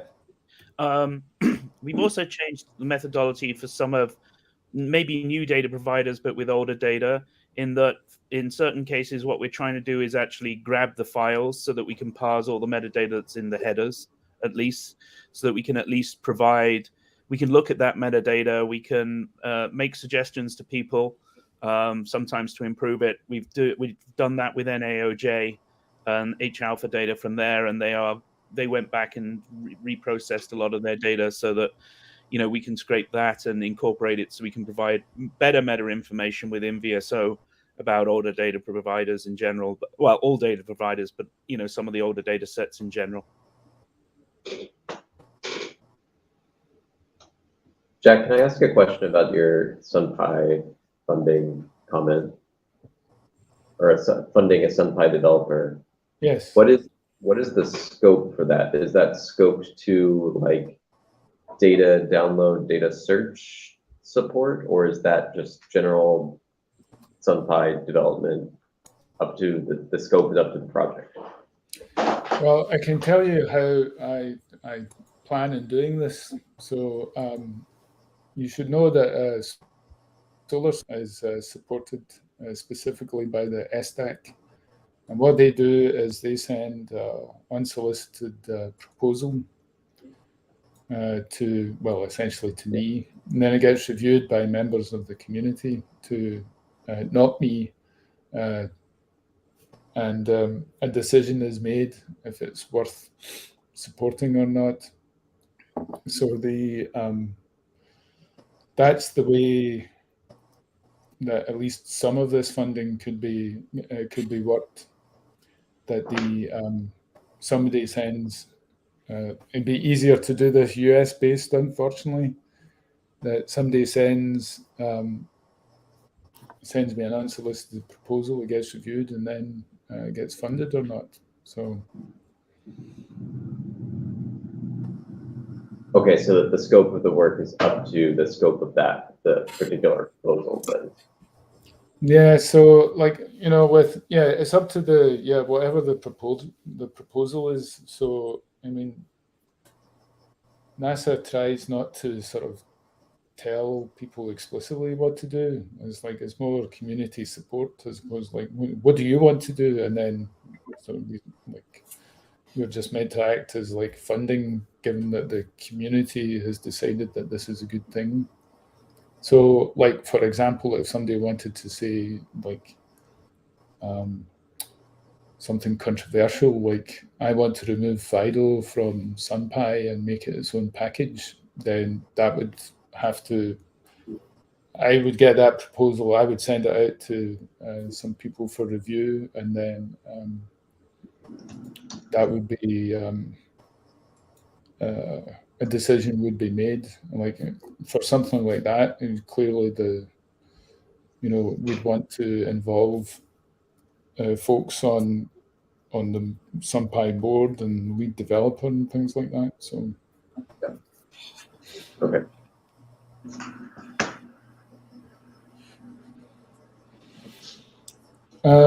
Anyway, so that's the kind of broader view.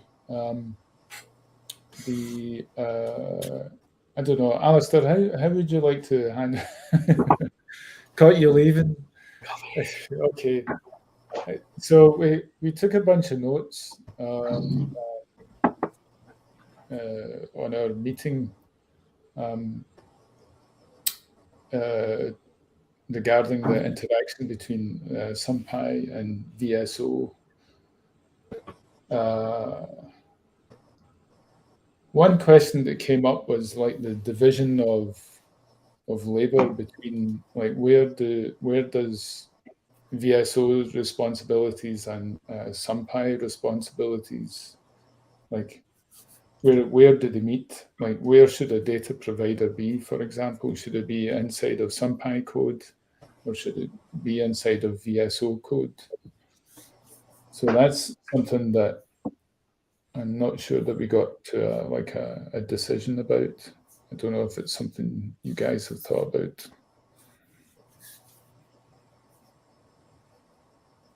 What just in particular, like the VSO client itself, or like more specific stuff than that? Like a specific data provider, like, I mean, like, would you be, so, I mean, an example was SOAR, the SunPy SOAR client. So I think, speaking from the SunPy SOAR side, there are two conflicting sides. One is that we want people to have access to the data as soon as it's available somewhere, even if that's not the VSO. But then the other side is, in SunPy, we don't want to be maintaining a client for every mission, which is why the VSO is really helpful. So I think ideally, as an end state, it would be nice to have everything in the VSO.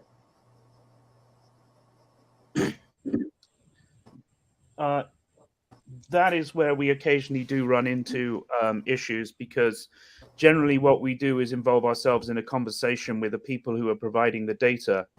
One of the examples, and we talked about this with Stuart, for example, is the SUVI data. We were specifically asked when we serve SUVI data not to serve level 2. But as Stuart points out, the level 2 is up there and publicly available, and I believe you can get it through SunPy. But we won't serve the level 2 until the NOAA folks say it's okay for us to serve the level 2 data. And is that because they don't want scientists using it, and therefore perhaps SunPy shouldn't be serving it either for the same reasons VSO isn't serving it? They don't believe it is of scientific quality, but they made it publicly available. I'm not going to ask why. I've made my opinion clear on this multiple times in the past. If you don't want somebody to use something, don't put it on the internet. And just to, sorry, I may have missed this earlier, but is the VSO's kind of mission statement to have every solar physics data set accessible in one place? Is that kind of? I think ideally the answer to that question would be yes. Yeah. Okay. Yeah. Just but obviously by practicalities, there are practicalities in all of that. Presumably with an acceptable, slightly less than 100% success rate. Yeah. Given realities of. Yeah. Okay. Yeah. Okay. But yeah. Well, we can tell you the success rate today is about 83% or something like that out of what we say we will provide. So yeah, that sounds pretty good. So well, there's the data we say we'll serve and the data you can actually get to today. So that is we're like plus 80% most of the time, but that's a practical matter. Yeah, I think so. And maybe the VSO is a little bit more formal than SunPy, that like because we, like in the past, we do have like a lot of interaction with the data providers, then there's a kind of more, because sometimes we get involved in their systems in particular, so that is kind of raises the level a little bit of what you can and can't do on their systems, as opposed to just putting it online and then just making it available. So like we have to be a little bit more cognizant of, at least on the VSO side, we have to be more cognizant of what the data providers can and cannot provide. So,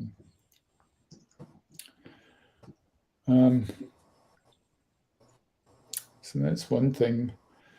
The other thing that came up was the trickling of error messages back through from like a VSO request to back down to a SunPy user. What's your feeling about that? The idea that we were thinking was to have something a little less opaque, perhaps, in terms of the error response. Would that be something that SunPy would find useful or willing to handle? Like, to what level? Like, you're saying, oh, it's this particular server, it's not our fault, or like, or is it like this is a part of the code from VSO? Yeah, basically that. Yeah, like nobody wants those emails of like the VSO is down again, right? That just makes error 603. Whoops, JSON. That just makes us sad. But like, it's important because, like, sometimes you do a query with Fido and you get back a random error, and then someone says SunPy's broken, but it's actually a VSO client issue. The server's down for an hour, and it's very unclear to, I think, even myself or users who aren't even aware where they're getting their data from, what the error is, and they just think it's SunPy's fault. So there was more error message of like, oh, the VSO is down, try again in an hour, or raise this issue with the VSO. I think that'd be really useful.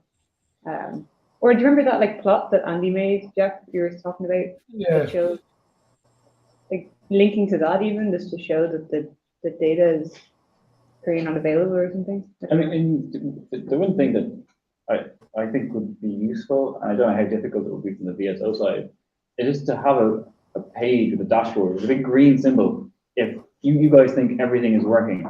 Because it's so often what happens is someone has a problem, we'll message in the chat and it's like, oh yeah, this server is down, or we're fixing an issue. But if you had a page that had a little logo saying we're aware of an issue, then we can just direct people there, and it's very clear that what's going on. I think that would be super useful, because then at least people are aware. Okay, there's a temporary issue being worked on. It's not. Yeah, I don't know. So as long as the VSO health status page is up, then that would be the kind of, you could report like a whatever gobbledygook error comes back, and then like, please check the VSO health status. Yeah. Blah blah blah. Exactly. Yeah. Yeah. I think on the SunPy side, well, at least I would like to see some distinction when we return results as to whether they're empty because there's no data available, or empty because there's a problem on the server. Because it might not be empty. Like, you could construct a VSO query where there are less results because there's an issue with VSO. Okay, yeah. Well, maybe like a drop result then, or like something. Is there some way to differentiate between like I should have gotten back something, but I didn't? Yeah. I mean, maybe that what I'm saying is ridiculous and that's not possible. Even if it's just like, was unable to search this server, there may be missing data. Yeah. So even that level of granularity. And that's definitely something we have to do on the SunPy side. And I don't know whether on the VSO's side, there's like the error message coming across to us to enable that. Yeah, I think I would argue that from the SunPy side, we return any VSO errors to the user as warnings, and we just don't get sent them. Okay. Maybe I have issues with another client. Yeah, so maybe we I mean, it doesn't it isn't tied to the actual result object in any way, but if VSO throws us a warning in the the SOAP response, it gets propagated as a warning and logged by a logger. Yeah.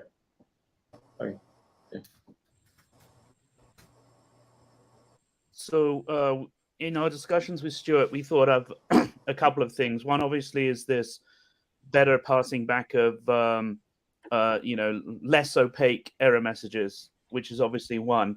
And we want that for work, to actually let people know that, hey, it's not the VSO fault, it's the fact that HAO is down again. We're doing the best we can as well.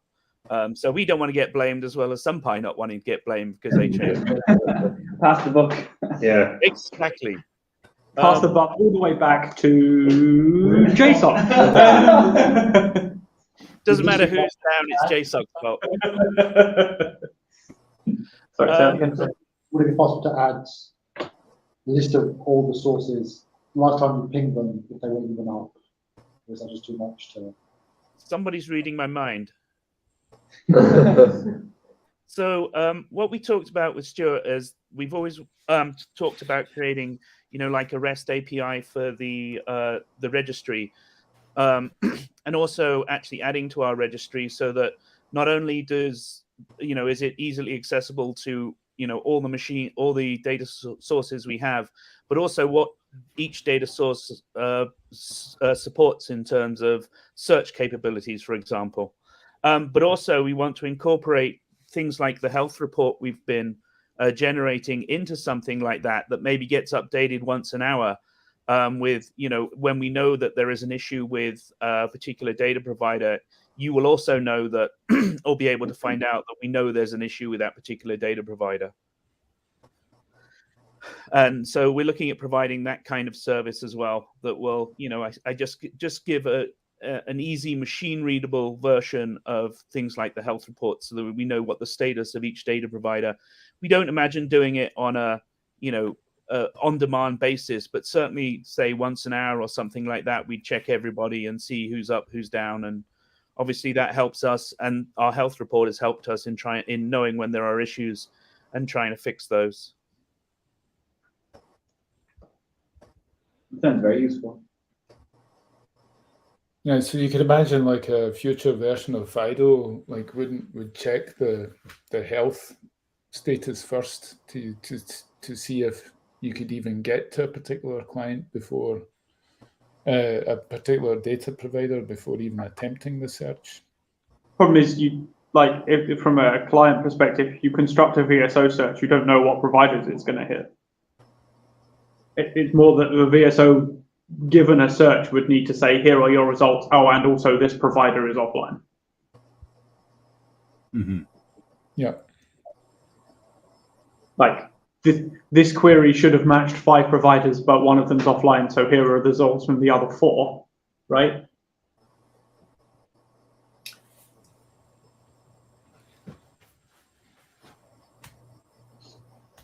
Or an independent way of resolving a query to a list of providers. I think an example of this that's happened is that because XRT data is still currently unavailable from the CFA, correct?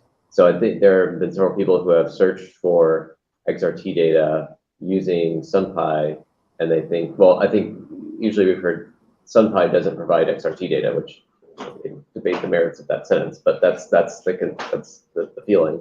And then the second level is, okay, well, I think that the VSO doesn't provide XRT data, but no, it's just that portion, that data provider is not serving that data at the moment, right? But I think some sort of propagation of that unavailability would help to resolve that. I will stand up and apologize. I have a trip to CFA next month coming up where I'm actually going to fix that at last. That'd be great. Real-time update. Yeah. Yeah, I had that exact problem recently. Yeah. So yeah, that'd be terrific if that got fixed in the foreseeable future. It will do. Brilliant.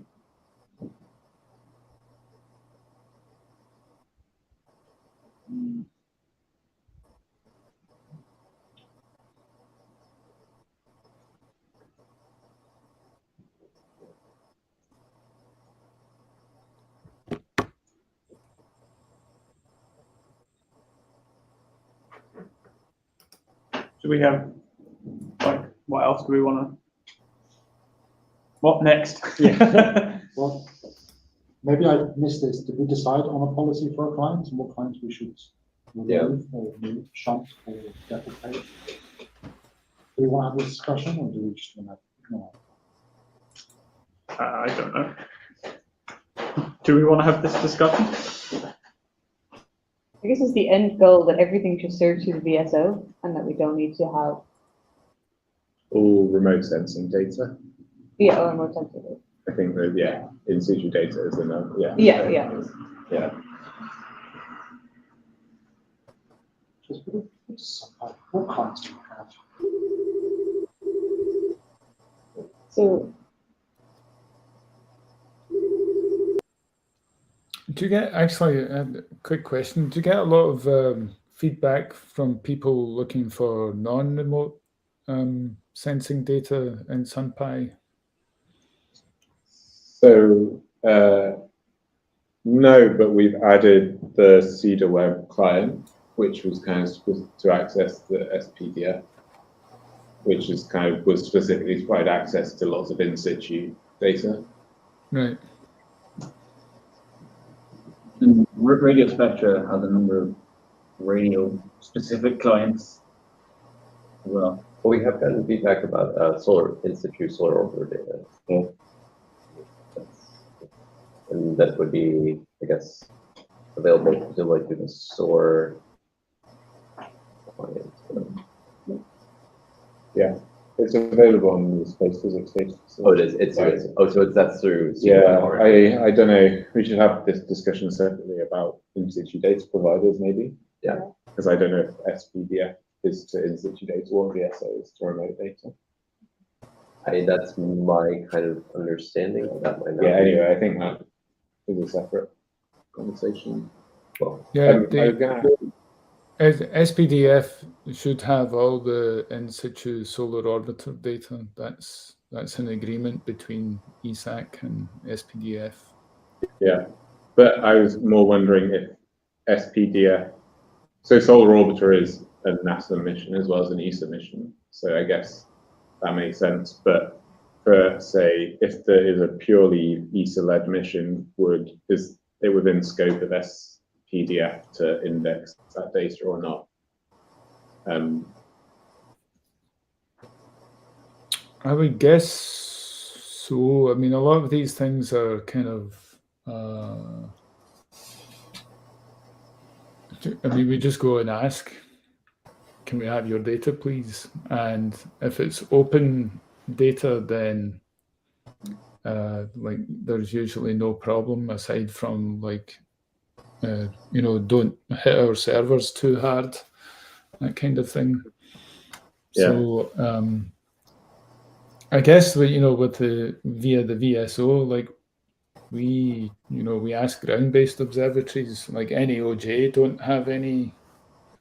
There's no exchange of funds between NASA and NAOJ, but for the VSO mission of providing solar physics data, then that's what we do, and it's kind of a favor, really. It's this is another way of getting your data out to scientists.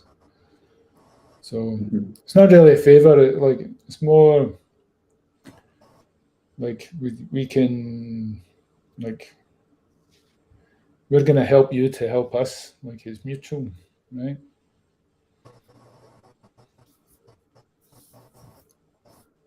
I mean, Steve kind of brought this up the other day about overlap with other ways of getting in situ data in the general PyHC community. And I think I just don't know enough about it to know where that is, but it's certainly something we should consider not re-implementing too many wheels.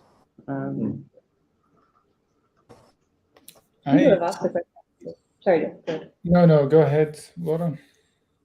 I was going to say, maybe we're missing a voice from the in situ, right? Because I've heard people say, why doesn't SunPy do in situ stuff? So there's no in situ people there to complain. There's no in situ things there. Right? If maybe if it was available, more people would ask for it and use it. And maybe now the fact that there is some availability and it might grow more in the in-situ community. I think there might be, so use of SunPy to download in-situ data might be partly a branding issue of like, it's SunPy, so it's got something to do with the sun, so it must be remote sensing. And then the people who, the space physics community on this side of the pond have their own ways of accessing the data they want to access. And that is like historically not in SunPy. So the fact that you can do that in SunPy is interesting and useful for solar physicists who want to get who don't want to leave SunPy in order to get some in situ data. But like, I don't think it's a big. It's not a big problem, I think. Yeah. I think with Solar Orbiter, this is where it's becoming more apparent, right? It's like the first, is it the quote, where its whole goal is to combine remote sensing and in situ data. It's in Soho, maybe. Yeah. But I get, It's a big platform. Yeah. Yeah, so I mean, Soho had this, but Soho's so old that like the data analysis environment is like not really super relevant for what we're doing right now. I think like in Solar Orbiter is like the game has moved on, so that if people are inside of a Python environment, then using SunPy tools would be like much more comfortable, I think. So it may become more of an issue to have the one, having one environment where you can get in situ and remote sensing data. Like in some cases, like like you can think about the VSO and the SPDF as kind of unnatural splitting of data sets that should be together. And so the fact that, having one environment where you can do that seems to me to be a good thing. But like, I don't think we should change the purpose of the VSO, which should remain, I think, focused on remote sensing data, and the SPDF should remain focused on in situ data. This is not a big question, but I suspect. But remember a while back there was a discussion briefly about breaking FIDO out of SunPy to try and serve this need of being a broader Helio tool. It comes and goes, yeah. Yeah, I was going to say, where is that and how does it fit into this discussion, if at all? So it did so at the test meeting, this was brought up that why isn't FIDO just by itself, and why don't we have like one downloader to rule them all? And I don't know if I've got an answer for that. So, yeah, there's specifically, it was, well, at least I guess I won't speak for the comment that Jack just made, but I had talked with the Helio Cloud people saying that they would be very interested in a like data search functionality that is outside of SunPy. Specifically, like breaking, if there's a strong push to break FIDO out of SunPy, that would be its own package. I can imagine what the answer might be, but what was the motivation for saying I won't use it if it's in SunPy?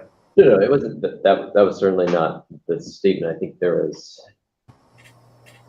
I mean, I think it goes back to, well, maybe this discussion that we were having before about like why should, if people want to download sort of more sort of space physics, what we would call space physics data, like magnetospheric data, stuff that's kind of sort of outside of the sort of research scope of what SunPy traditionally has been, and they want to use FIDO to do that, why should they have to download SunPy to do that? Or why are we scoping SunPy, like the search functionality of FIDO to the SunPy package? I mean, I know there are historical reasons for that, but Yeah. moving forward. To take the other side, if we break it out, are we just creating a Python version of VSO? Are we yet just another standalone floating, hard to come across unless you already know tool? Maybe. Yep. I don't have a strong opinion about this, by the way. I don't know the answer, so that's why I'm throwing these out. I mean, I think kind of in a vacuum, the argument that we break Fido out it's hard to argue against that. Maybe you would disagree. Yeah. But practically speaking, I definitely like, I mean, it's this whole problem of like our proliferation of more packages that makes it harder for us to maintain lots of packages. And also it's like, you know, another thing that we have to install and maintain separately from the core code base. Like there are reasons, practical reasons not to do that. But there's nothing about like the really powerful functionality of Fido that is Solr specific. Right. Okay. The clients are, but certainly Fido itself is not. So Dan, you brought up, you kind of touched on an interesting point about the VSO. Like, I wonder if you could, like, can you recreate the VSO as a standalone Python package? That's a question I don't have a preference or answer for, but it occurred to me.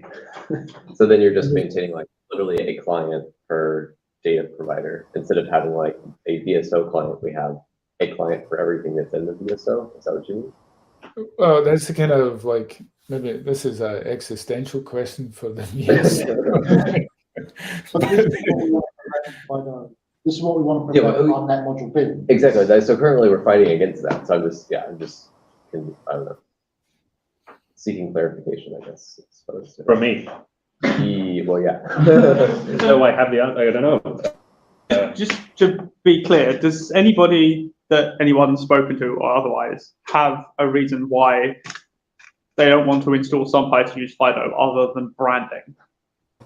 I think it's a knee-jerk reaction to, I don't want this dependency that's labeled SunPy when all I want to do is download data that has nothing to do with the sun. That's not Solr data. But what non-Solr data do we provide? Presumably, in this scenario, they want to write clients for non-Solr data. Okay, sorry. Yes, I guess, yeah, sorry. Yeah. Jack, do you have any conversations you've had with people along those lines? Anything to add to that? No, I really think it is a kind of quasi, like it's habit, like, oh, I don't do that, so like I'm not going to do that. So like I've rarely installed SpacePy, for example. And to be honest, if I wanted any in-situ data, I would use SunPy to do that. But that's habit, you know.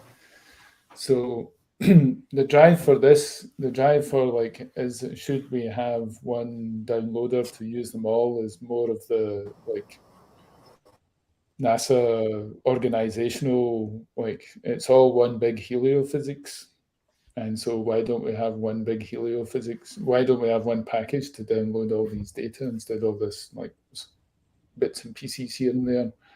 So then you would have, you know, Fido would end up with like a happy interface, for example. That might happen.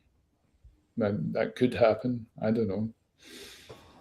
But to be schizophrenic in my comments, where do you stop then? Should it include planetary? I mean, you know, well, so I mean, like Maven data is used a lot in heliophysics research. So yeah, but it's not an outlandish question, I think. No, it's not. It's not. So like, I mean, the scope question is you know, definitely one to keep an eye on, but like it's not a hard one yet, and nobody's asking.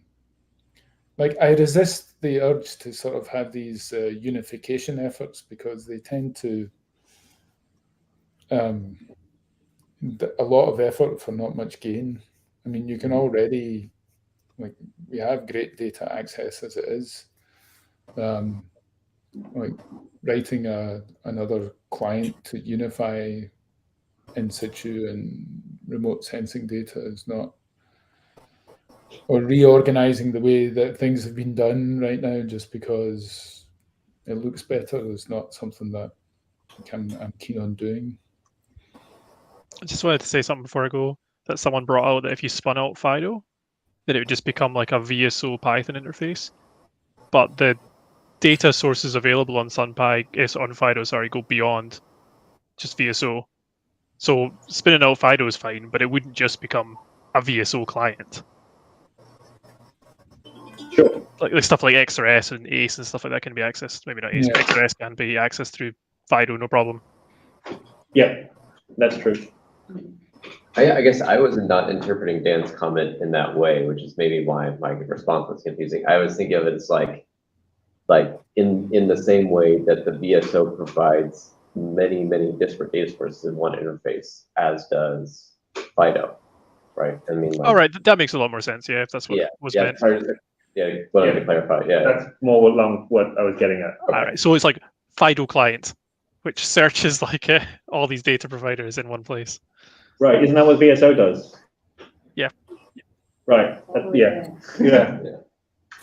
Okay. Sorry, apologies for my scattergun comments and questions. And just to say it, my opinion on moving Fido out is like 2 Nobody has. There would be no point in doing it unless there was users, right? And I think by that it means like if Happy go ahead and write their Fido plugin, where's that going to live? Like, do they want to put that in their own Happy package in SunPy or in a third place where Fido lives? If we spun out Fido, is it just Fido and no clients that live in the Fido package, or is it all Fido and all the clients for everyone? Like you just get all of Fido in one go, everything, right? In this hypothetical, or somewhere in the middle. I interpreted it as your first thing, where it's just Fido. I mean Fido and like the adder system and all like that, that stuff, and then it's like the clients live in like then SunPy owns like the VSO client, all the the XRS. There is like a chunk of the Fido attrs system is like the core attrs, non-client specific attrs in Fido but they are a reflection on the data models of the clients that we have implemented. They're not there is a data model in those. It's heavily biased by the VSO, but there is a data model in those core assets we provide. They are probably not applicable to Happy as much as they are to the Solar data. Okay. Like there are lots of questions I have, and nobody has rocked up to us and gone, look, I want to write this client, or even more than one client. Like I want to write multiple clients, and my users are sick of doing pip install SunPy brackets net. I'm not philosophically opposed to it, and on a technical level, it's definitely possible. I'm not going to do it in the vain hope that some heliophysicists rock up and write clients. Like that needs to happen first. My separate pushback would be also: do you really care about your dependencies that you're installing? I mean that would be I don't disagree with either of those. And my last one is a project management and branding problem, which is we have written Fido and it's taken a lot of effort, and I like the fact you have to do from SunPy import Fido because we wrote it. And also, if we were to spin it out into its own thing, would it still be under the SunPy project? Would it still be governed by us? Would we have to spin up a new community around it? Whereas the other, but like if multiple large heliophysics people rocked up and were depending on it, they're going to want to get involved with the decisions made around it. Like, what is the community implications of moving out to somewhere else? And is the fact that it's not moved out somewhere else actually hindering them coming up and doing it from that community aspect? Do the heliophysicists feel like they don't really have, like, they're not qualified to come and join in with the SunPy community because they're not solar physicists and all the SunPy people are? Like, you know, but then if you're talking about spinning FIDO out into its whole own project, then that's even more to deal with, right? Like, I have lots of questions. Yeah, I have no answers. So to summarize, there are several arguments for, but no one's making those arguments. So shelve it until somebody does. The only coherent argument I've heard is, why would I need to import SunPy? And that is not a valid argument to me. There are lots of valid arguments, but I don't think anyone's made them to us yet. And I don't know whether that's just because they don't feel like they can, or they have just immediately dismissed it. I don't know. They're just like, there are so much going on. I feel like there's been an interesting and yet tangential discussion. Yeah, I gotta go, but thanks, guys. I get the feeling that nobody's actually in favor of it anyway, so it's kind of a very academic discussion. Steve brought this up many years ago. Yeah. And this is a conversation that we can and should have, but I think we need a reason more than I don't like important SunPy. Yeah. And that's. I think the response to people who ask this question is, if you would like to see that happen, you have to come and talk to us about it. Like, open an issue on the repo, like, I want to use FIDO for this thing, but I feel like it being in SunPy is in some way stopping me. Let's talk about it, right? Like, we're not going to just do that because you might want to use it. If you want to use it and that's a problem for you, we can talk. But yeah, I mean, especially I think the dependency issues. Well, let's move on. This is Yeah, maybe. What's the main focus of this meeting that we want to get back to, of this session? Well, so I think on the VSO side, we got a couple of things out of this, that the health report seems to be a good thing for SunPy to direct their users to. We can write better error messages that can percolate back to SunPy users. That's a good thing. I mean, the thing I would like to, I probably don't have time, is that I always want to review of the clients that we have at SunPy. I think it's time for us to review it. But if Noah is saying should not serve the level 2 files and we are serving the level 2 files, we should. 3 actions that we can take away. We should stop. Well, we should talk to them. Like, do not look like. Well, I think if the BSO have already spoken to them, then we should not serve the level 2. I don't see why that would have changed. But, right, but then they've also made it publicly available. So is it a case of we consider the VSO as like some sort of official tag, and they don't consider that? I mean, I don't know what the reasoning is that they've made it publicly available, but us the VSO not to do. I have a very different opinion on this than you guys. I mean, I understand why you want to remove clients. I've been waiting for this. Come on, Shane. I understand. Well, I want the data, and I would have no idea the number of times I go to do something, and something somewhere is down. Not necessarily the VSO's fault, not necessarily the data provider's fault, but something somewhere is broken. However, I have a client that I wrote the code and yesterday, every time, no bother, because it sits on a web server and it's just there. It happens all the time with AA, near real-time data. Obviously, we run solarmonitor.org. That's what we hit all the time. And it goes down so often in other ways, and there's many other clients that are the same. And I think if you want to say, oh, we only want to use the VSO and SP, the SPA, that's great. And I understand why from a maintenance perspective and a code perspective and lots of reasons, but you're really hampering people getting the data when they want it then. I think that is a big problem, because sometimes people will try it, and if it doesn't work first time, they're never coming back. I want to say it's slightly different to like the level 2 client we talk about. So that's a little bit different. That one I specifically want to talk about, like the code to maintain these clients isn't very large. The issue is the online tests and the error, and then they have to be retried. Because PCR changes. There are changes that There is not letting me fix most of that and need to roll that out to more clients, which will make testing much simpler. But so, like, going back to like duplicating stuff with the VSO, Suvi is a good example of this.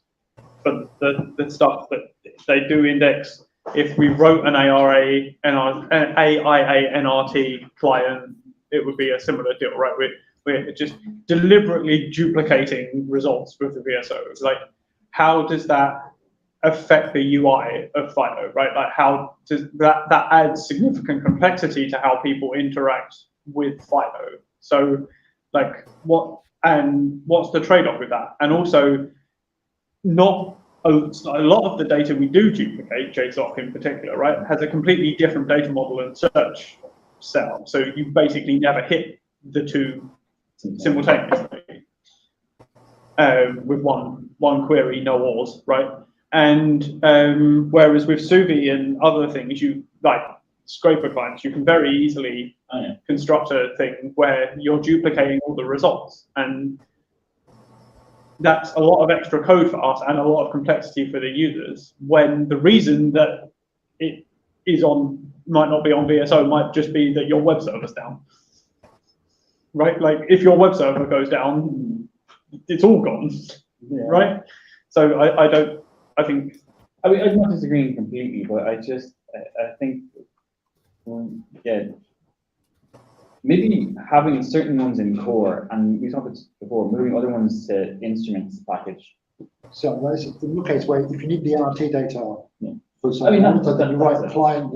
That's fine. I mean, I don't mind that. But I'm just saying that the fact that we have to do that, the fact that we have to do that, and it happens all the time, where it's the only way to get the data.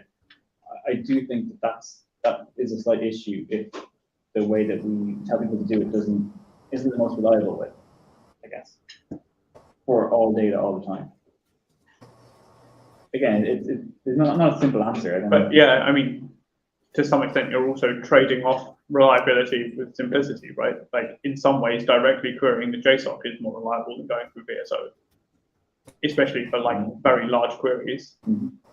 But not putting that as the lead example for Fido, like that's it. I mean, the fact our JSOC client exists and we can do that is very useful, and it's great that we have the functionality to do that. But like, the query API is way more like power user than VSO, and that's because the VSO have put in probably thousands of hours of person time into like changing the data model of JSOC, right? And I mean, Radio Spectra is another example of one where the data is just all over the shop, and like, you have no choice but to write a whole bunch of clients to get it. And one of them is the SOAR, and so like, I don't think VSO is going to ever index the radio data from Solar Orbiter, and it doesn't go into the in situ data either, does it? I don't think. So like, there's an example of some data that we can't get unless we write a client for the SOAR. What's the radio data on Solar Orbiter? OBW. I think you can get that on the CDOT, not CDOT, the whatchamacallit. CEDAWeb. Yes, sorry, yes. CEDAWeb and SPDF are kind of the same. I don't understand why they're two names. But again, I don't know if it's the same. Like, I don't know whether it's the full resolution data that they provide there, right? I think it might just be pretty. Yeah. I mean, that might be a case of something. I mean, we know that we're very light on radio data within VSO, and that is something that we are going to look at. But also, this may be a case where if it falls between the cracks, we could cover it. It's just that if we know it's designed to go into SPDF or something like that, we tend not to look at that kind of data. But that, if somebody was to request access to, or ask VSO to provide access to the data, then that's one of the ways we know that people actually want access to the data, and so we can look at that. So I have a question. What is the degree of overlap between SunPy provided clients and VSO? How many instances are we talking about here? Where's the list? What we got? You might have to update us on what's currently available in the VSO as I hit this list, but we have a client that accesses the level 0 CS Eve data. I don't think that's in the VSO. Thanks, Piers. Yeah. We have a Fermi GBM client. I don't know if giving them the URLs might be easier. They might I'll throw you this. I mean, where You can share the screen. Can share the screen. Where are the URLs? Oh, there they are. Oh no.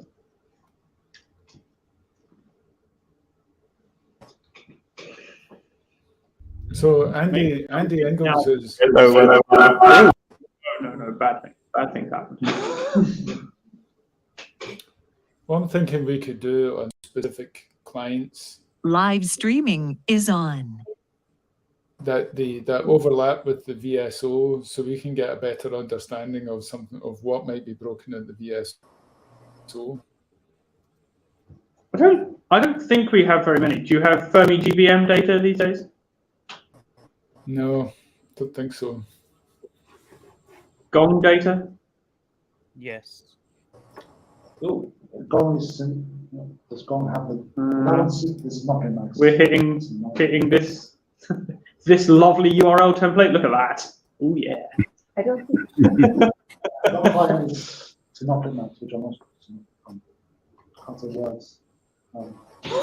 Synoptic Max. Yeah, that's the one. Which We'll is point to you down every time. I mean, this particular query doesn't seem to be returning anything from the VSO as well. So. Okay. Oh yeah, that's good enough. Unless there are tests, we haven't checked for it. I mean, that output should be done. Yeah. So I don't know whether there is overlap there or not. Lyra data, various NOAA data that I wouldn't expect you to index. Yeah, Lyra data will be on real shortly. That was part of our interface with the ESA. That's good to know.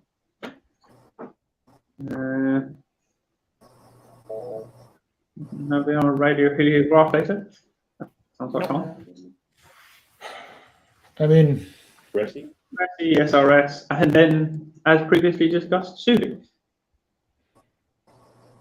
And what about XRS? Presumably not. That's no one. Yeah. What else needs to grow? I think technically we are meant to actually serve the XRS data, but we don't at the moment. So is that an urgent action item, or is that we should, but in practice we don't, right? And we're not sort of actively working on that. I believe we have a ticket for it. It's in the issue tracker. Yeah. Does that include all the other? Sorry. It's not a highest priority. Let's put it that way at the moment. Okay. That's what I was looking for. I think this is really important because I think when we're deciding what to put in SunPy core, there's a big difference between stuff that the VSO will potentially index in 6 months and index in, I don't know, 2, 3, 4 years. Time range. And I think this was a really big thing with SunPy, with Orbiter, right? So I thought it should have gone SunPy. I think, correct me if I'm wrong, but Stuart argued it shouldn't have because it was eventually going to be indexed with VSO. But I thought it was really important that we had support for search and soil data on day one, as soon as that data was available from the official repository. I was going to say, the SOAR is a particular example where SOAR is the official repository for the mission. The fact that the VSO will index that, that's nice and very useful, but the SOAR is the archive. That is the mission archive. And the fact that we have a client, but it's not core, I don't understand. I guess the other answer is that we move all the clients that VSO and JSO out of core and create a 5-year front page. Or issue package, right? So it goes, or some instruments, right? It goes. To the end that we're not duplicating stuff that VSO would index. We can operate on a faster schedule where we can remove that client that have a need to spin up. But we talked about before that removing a client is problematic because a user runs a search today and they get back some list of, this is a problem that we can't necessarily, sometimes can't solve, but they get a list of responses. They get responses from the VSO, one of our clients, and something else.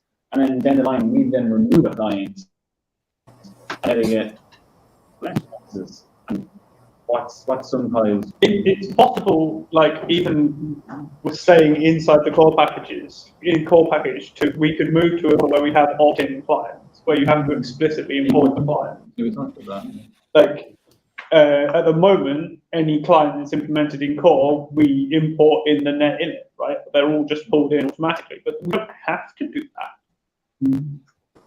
I thought, so I think that is potentially a really good idea, but just to play devil's advocate, I thought the whole point of FIDO was to search everything without having to worry. Yeah, but I'm not sure I actually want to do that. I was just bringing it up as a like technical option. Yeah. So just SOAR is an interesting question. My issue with SOAR early on was partly VSO were going to implement it, and also we didn't talk to them. But we have now rectified that problem. We have contact with SOAR. They're up for help supporting us writing it. Yeah. I think the SOAR client as implemented could probably do with a bit more polish, but I haven't really looked at it too much recently, so maybe it's better than last time I tried. And I know that Helen said there's a few things that were changing on the archive side. I don't know whether they're being reflected or not. Anyway, ramble. We can move it into core eventually. Like, I think I don't write that down so quickly. Write it down. I have no.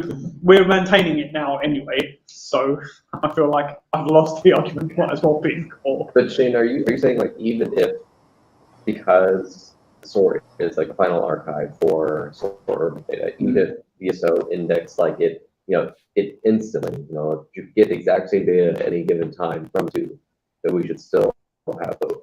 I would argue, yeah, because one is the official archive, and the fact that VSO does it in a bilateral agreement may not continue. Sure, it will, but yeah. But by that token, wouldn't that be the same for every data provider that's out there?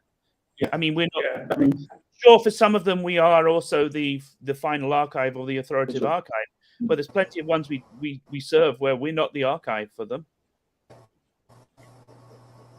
I mean, if you want KSO data, you know that all that gets served out of Austria, in their archive. Wouldn't you write a client in that case for them? Yeah. I mean, I would, yeah. That's what I mean. But like at that point, we are duplicating a lot of the stuff that's in the VSO, and not just technically and in code, but also in relationships with the data providers. Well, no, it's the difference. We don't have those relations. Have we ever reached out other than to the VSO with JSON about? Yeah, SOAR. Okay, that's three. Many. Yeah. I think Solar Auto is kind of unique because it's a huge mission, and VSO doesn't already serve all that data. Also, I would be curious to know if the VSO will support the exact same query structure that the SOAR does. The SOAR has certain things that exposes and you can search on, and will that be the same as what the VSO does? And if it's not, then there may be an argument. I mean, that's a very particular case with SOAR over the archive, I think. Yeah. Or we're going to make an exception for SOAR. Is that there's sort of there's a big mission? This is an exception to. Well, I mean, we have JSON, so. Yeah, no, I think we should. I mean, like the SOAR River, like David said, it's a special case. Like it's not just some FTP files in a server that we're providing a scraper file for. Like we can't equate those two. So we're gonna add. But on the flip side, I also don't think the SOAR client is like as technically well, maybe it is good enough. I don't know. There isn't much tap in the SOAR client, right? Like you could do a lot more with tap and the SOAR client than we are. Well, let's PR it, and people can suggest those improvements.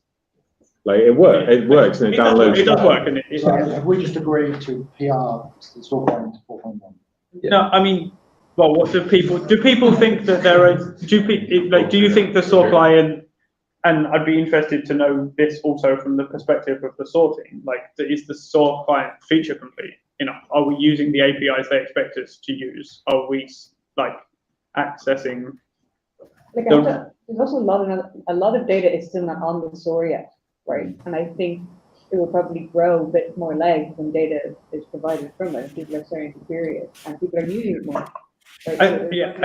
I think from my perspective with SOAR now that we have that initial relationship with the team before it goes into core, I would like the SOAR team to basically sign off on it. Like, I want them to agree, yes, we're going to help you, and yes, what you've implemented here is how we expect it to work. Yeah. Like, I agree. I think maybe the best way to get that feedback is crack the PR and get them to look at it. Maybe it isn't, I don't know. But somebody needs to take responsibility for working with the SOAR team to get them to review that before it goes. I think just opening the PR would motivate us to do that. I'm not saying, I don't think we should rush this process, but we should prioritize it, I guess. Yeah, I think this is actually the first time we've done this, right? This is the first time where we've set up a relationship with the data provider before we've put the code in core, right? So I think this is a good model. This is good, right? But we actually need to get their input on it before we merge it. Yeah, I think we're well positioned. But to go back 20 minutes, if the VSO starts serving Lyra data, do we pull our client?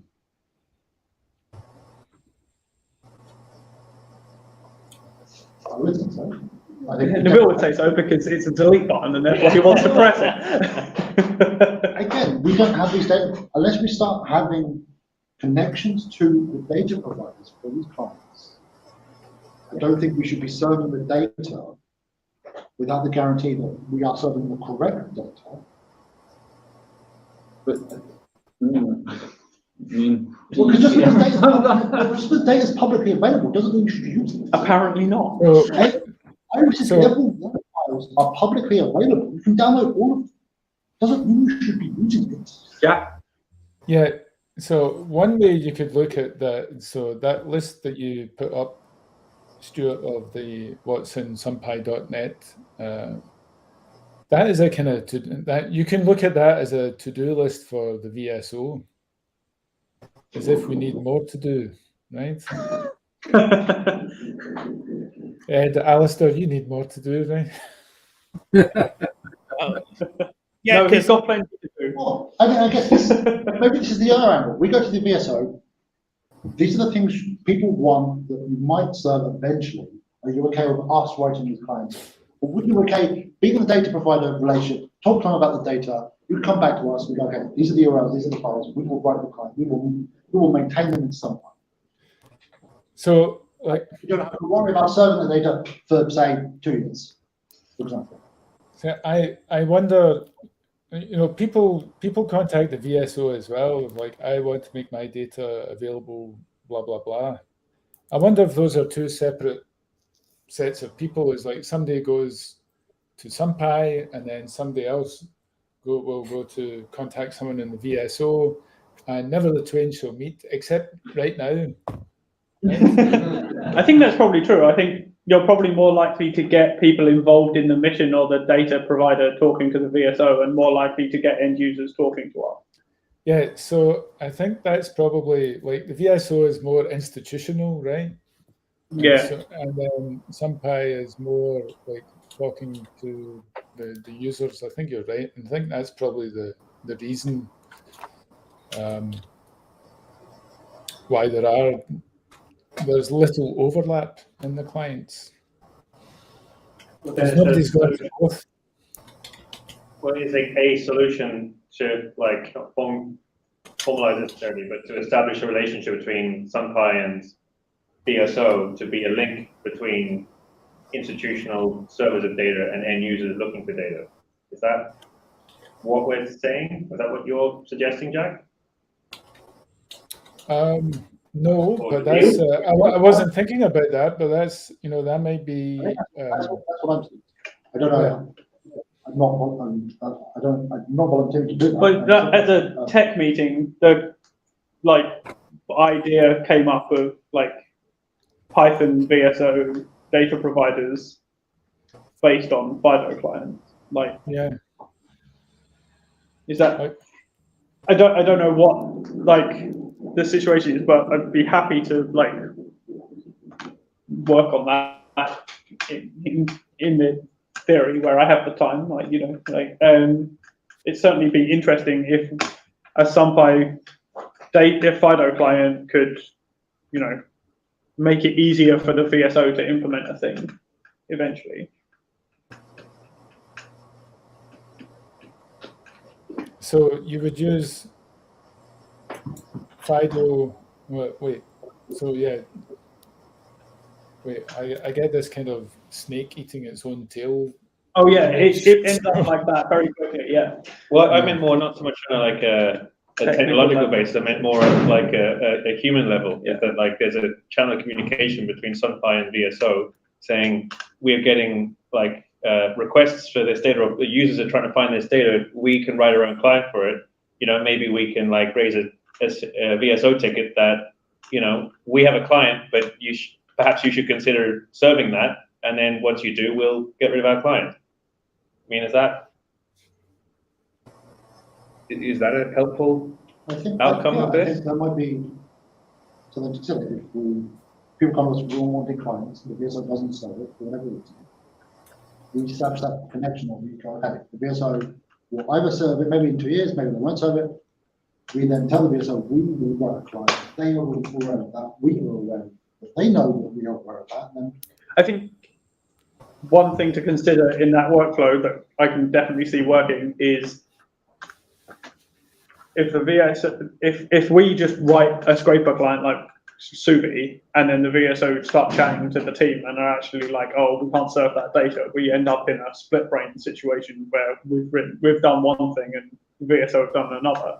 And now we're like, oh, well, now it's in both places, but we also can't just delete ours because it does some stuff that the VSO wants on. But if we open the line of communication, like at the very start, when we're considering writing a client, if we then sort of link the VSO into that discussion saying, you know, we've had requests for this, this is what we plan on doing, then the VSO can potentially say, wait a minute, like we've spoken to the team and they said for whatever reason, we're not providing this at their request.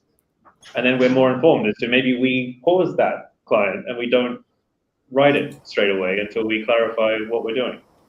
Mm-hmm. And maybe we wouldn't have a Subi client if we'd spoken to the VSO before we merged it. Yes, we've got. Well, but also, like, we should also talk to the instrument team. Like, if you want to write a new client in SunPy, you can't just go and write a new client. You need to talk to the instrument team and get things. Because like the Subi client was like, oh cool, Subi is available. Let's write clients. Yeah. We didn't really talk to. Right, but this I feel like Jack and the VSO have that institution in, but we might not. So maybe they're a first stop for us, that, and then, you know, depending on that conversation, we, you know, VSO, oh, we don't have a relationship with them or whatever, then, you know, we can take a second step to. Yeah. What do you VSO people have thoughts on this? I think we'd be more than happy to provide some kind of, you know, institutional contact, you know, and to work with you guys on these. I mean, we don't want to be the people, I think, who say you can't do something, but we'd certainly like to be, you know when you guys want to do something, because, you know, we can perhaps help facilitate that on a more, you know, institutional and supported level. Yeah, so in that spirit, going through those clients that we already had, what I didn't get from going through that list was some of them, Alistair and Jackie said, no, we don't serve that data. The next question is, like, is that just because you don't, because you haven't had requests, or do you have a plan, or would you be willing to consider taking on that data? Or should we, you know, should the model then be for that specific client, we're going to keep it for like indefinitely? Like, would you consider serving Gong data, for example, or the synoptic? I thought this conversation might be like longer form. Like we give Jack the list of clients. He then sits down. They work out what clients. What data they have. But I can absolutely. one thing I can say is we absolutely should be serving all of the damn Gong data. It's down the hall from me. So, we only serve the synoptic map data. Yeah. Okay. Yeah, but no, that's something we should actually be doing. So, that's something that we should go and look at and make sure that we have, and then we can tell you, yeah, we have it, and make sure you can get it reliably. Yeah. I just think going through the list will take some time and verification, but I didn't mean we need to make a final judgment in a snap discussion here. Is that something you can do, Jack, in your spare time? So I haven't been listening. What? No. If you went through, sorry, Jack, go ahead. So yeah, looking at that list, then like what I notice is that a lot of it's time series data, which was not the original focus of the VSO. Like it was mainly like there's a lot of imaging data we have, so maybe time series data just kind of falls off the, like it's not in your focus, so to speak. So okay, that's a useful. I hadn't actually clocked that in my head. Yeah, nor did I. So that's actually a useful distinction that we know for future. But on the other hand, it is data that people have asked SunPy to make available, and given that this is solar physics relevant data, then there is a case for it being inside the VSO, absolutely. So.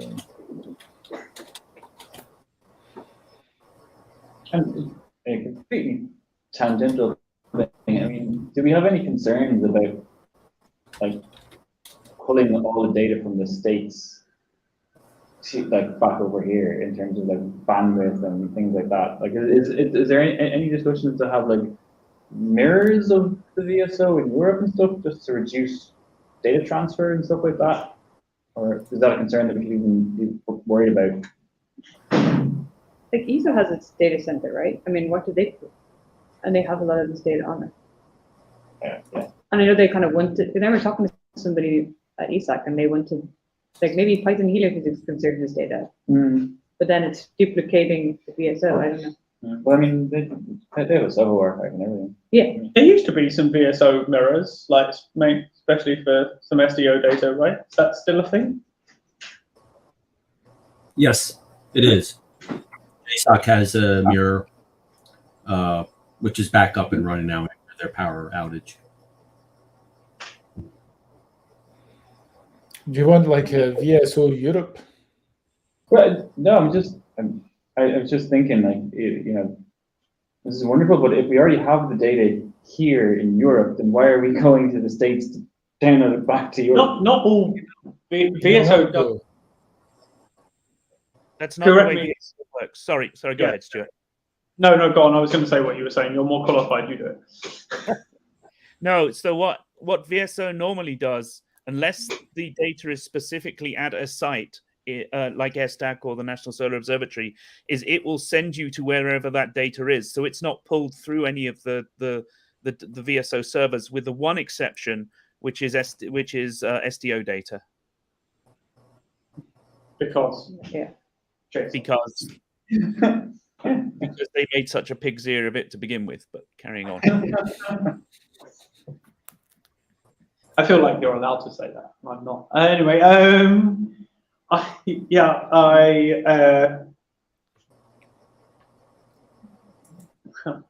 website we built. I don't know what I was going to say. You went out of my ear because I slagged off JSON. So the next time somebody asks you for a new data provider inside SunPy, let us know. That seems to be the biggest. Sorry, just to interrupt. Please go ahead. What's the best way to contact the JSO? The JSO? I've just made it You're the best way to contact the JSO.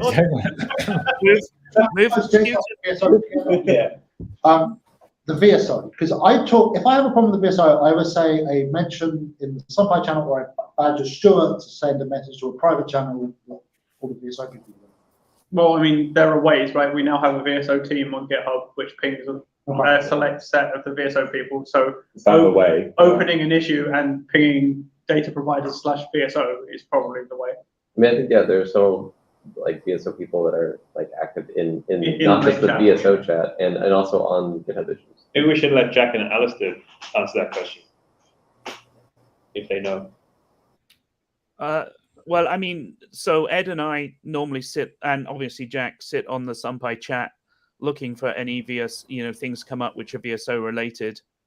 And anything we know which is data provider related, we try to pass on. But Stuart obviously has been our main conduit. He sits on the VSO channel as well, and is more than happy to lob hand grenades at us. So, Don't take it personally, everybody.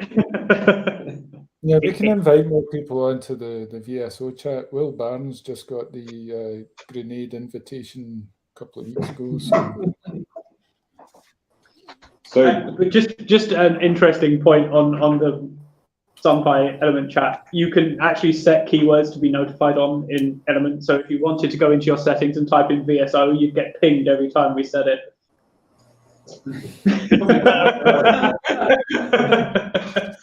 You may or may not want to do that. I can't imagine how that would be abused at all. I have a set of keywords set up that I get pinged on that I'm telling nobody. NDQ. So just to go back to the question, to be clear, so if someone requests a data provider, we should open an issue on SunPy and then message Stuart, who will message the VSO. No, but that's what someone just said. Is that the way, or is there a different way? Ping them on GitHub and then forward that issue to Stuart, who will then double ping. So, what would you prefer? Because there's help at virtualsolar.org, or if you want access to the VSO chat, then.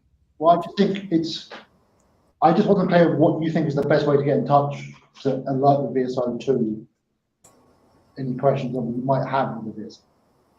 If it's just to do it in some way, wait, or ping someone on my report on an issue, what would you prefer? I like the chat because there's normally lots of eyes on it. So, the SunPy chat. Or the VSO any of the chats, so or the VSO developers, SunPy developers chat. I think the chat's good. I'm really happy that we have a shared chat system with VSO. It's really helpful when we're asking questions and stuff in it. I think when this feature request on pinging the SunPy /VSO-contacts team on GitHub, we haven't used that much. It hasn't been around very long, but I think that issues like feature requests can be logged in the chat as hey, don't forget about this thing. But I think that's the way to bookkeep those kind of things. So, if you got a request for a client, right, you would probably post that as an issue in GitHub, right? Yeah. And so, does that make GitHub a more natural place for contacting the VSO then, and it's kind of integrated there, and we can take that elsewhere? Yeah, I think so. And well, we can ping you, and then I guess you can leave a comment on the issue saying either thanks for the suggestion, we'll add this to our list, or we don't plan to index it, or yeah. Alistair, Ed, how does that sound? Fine by me. I don't actually think, who have we got on VSO, who gets pinged on VSO at the moment? Ed, Alistair, and I don't know how to convert this GitHub username into a name. Millard? You should add me. Add you, okay, I can add you.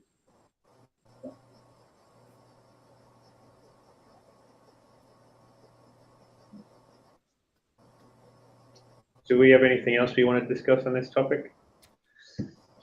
given that we're half hour over the expected end time again. Yeah.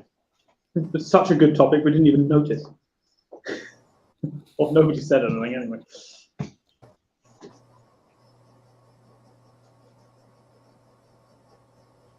Because how do we contact you to complain or inform you? Sounds like a great place to finish. Well, I think in terms of decisions, we decide. Yes, it does, yeah. We are SunPy Store. We'll leave all the clients in SunPy Core that exist there for legacy reasons. And But no, I think like some of them we could potentially get rid of if they are duplicated with the. If they are duplicated with the VSO, we could get rid of them. Or we should think about the implications of getting rid of them, right? Like in terms of.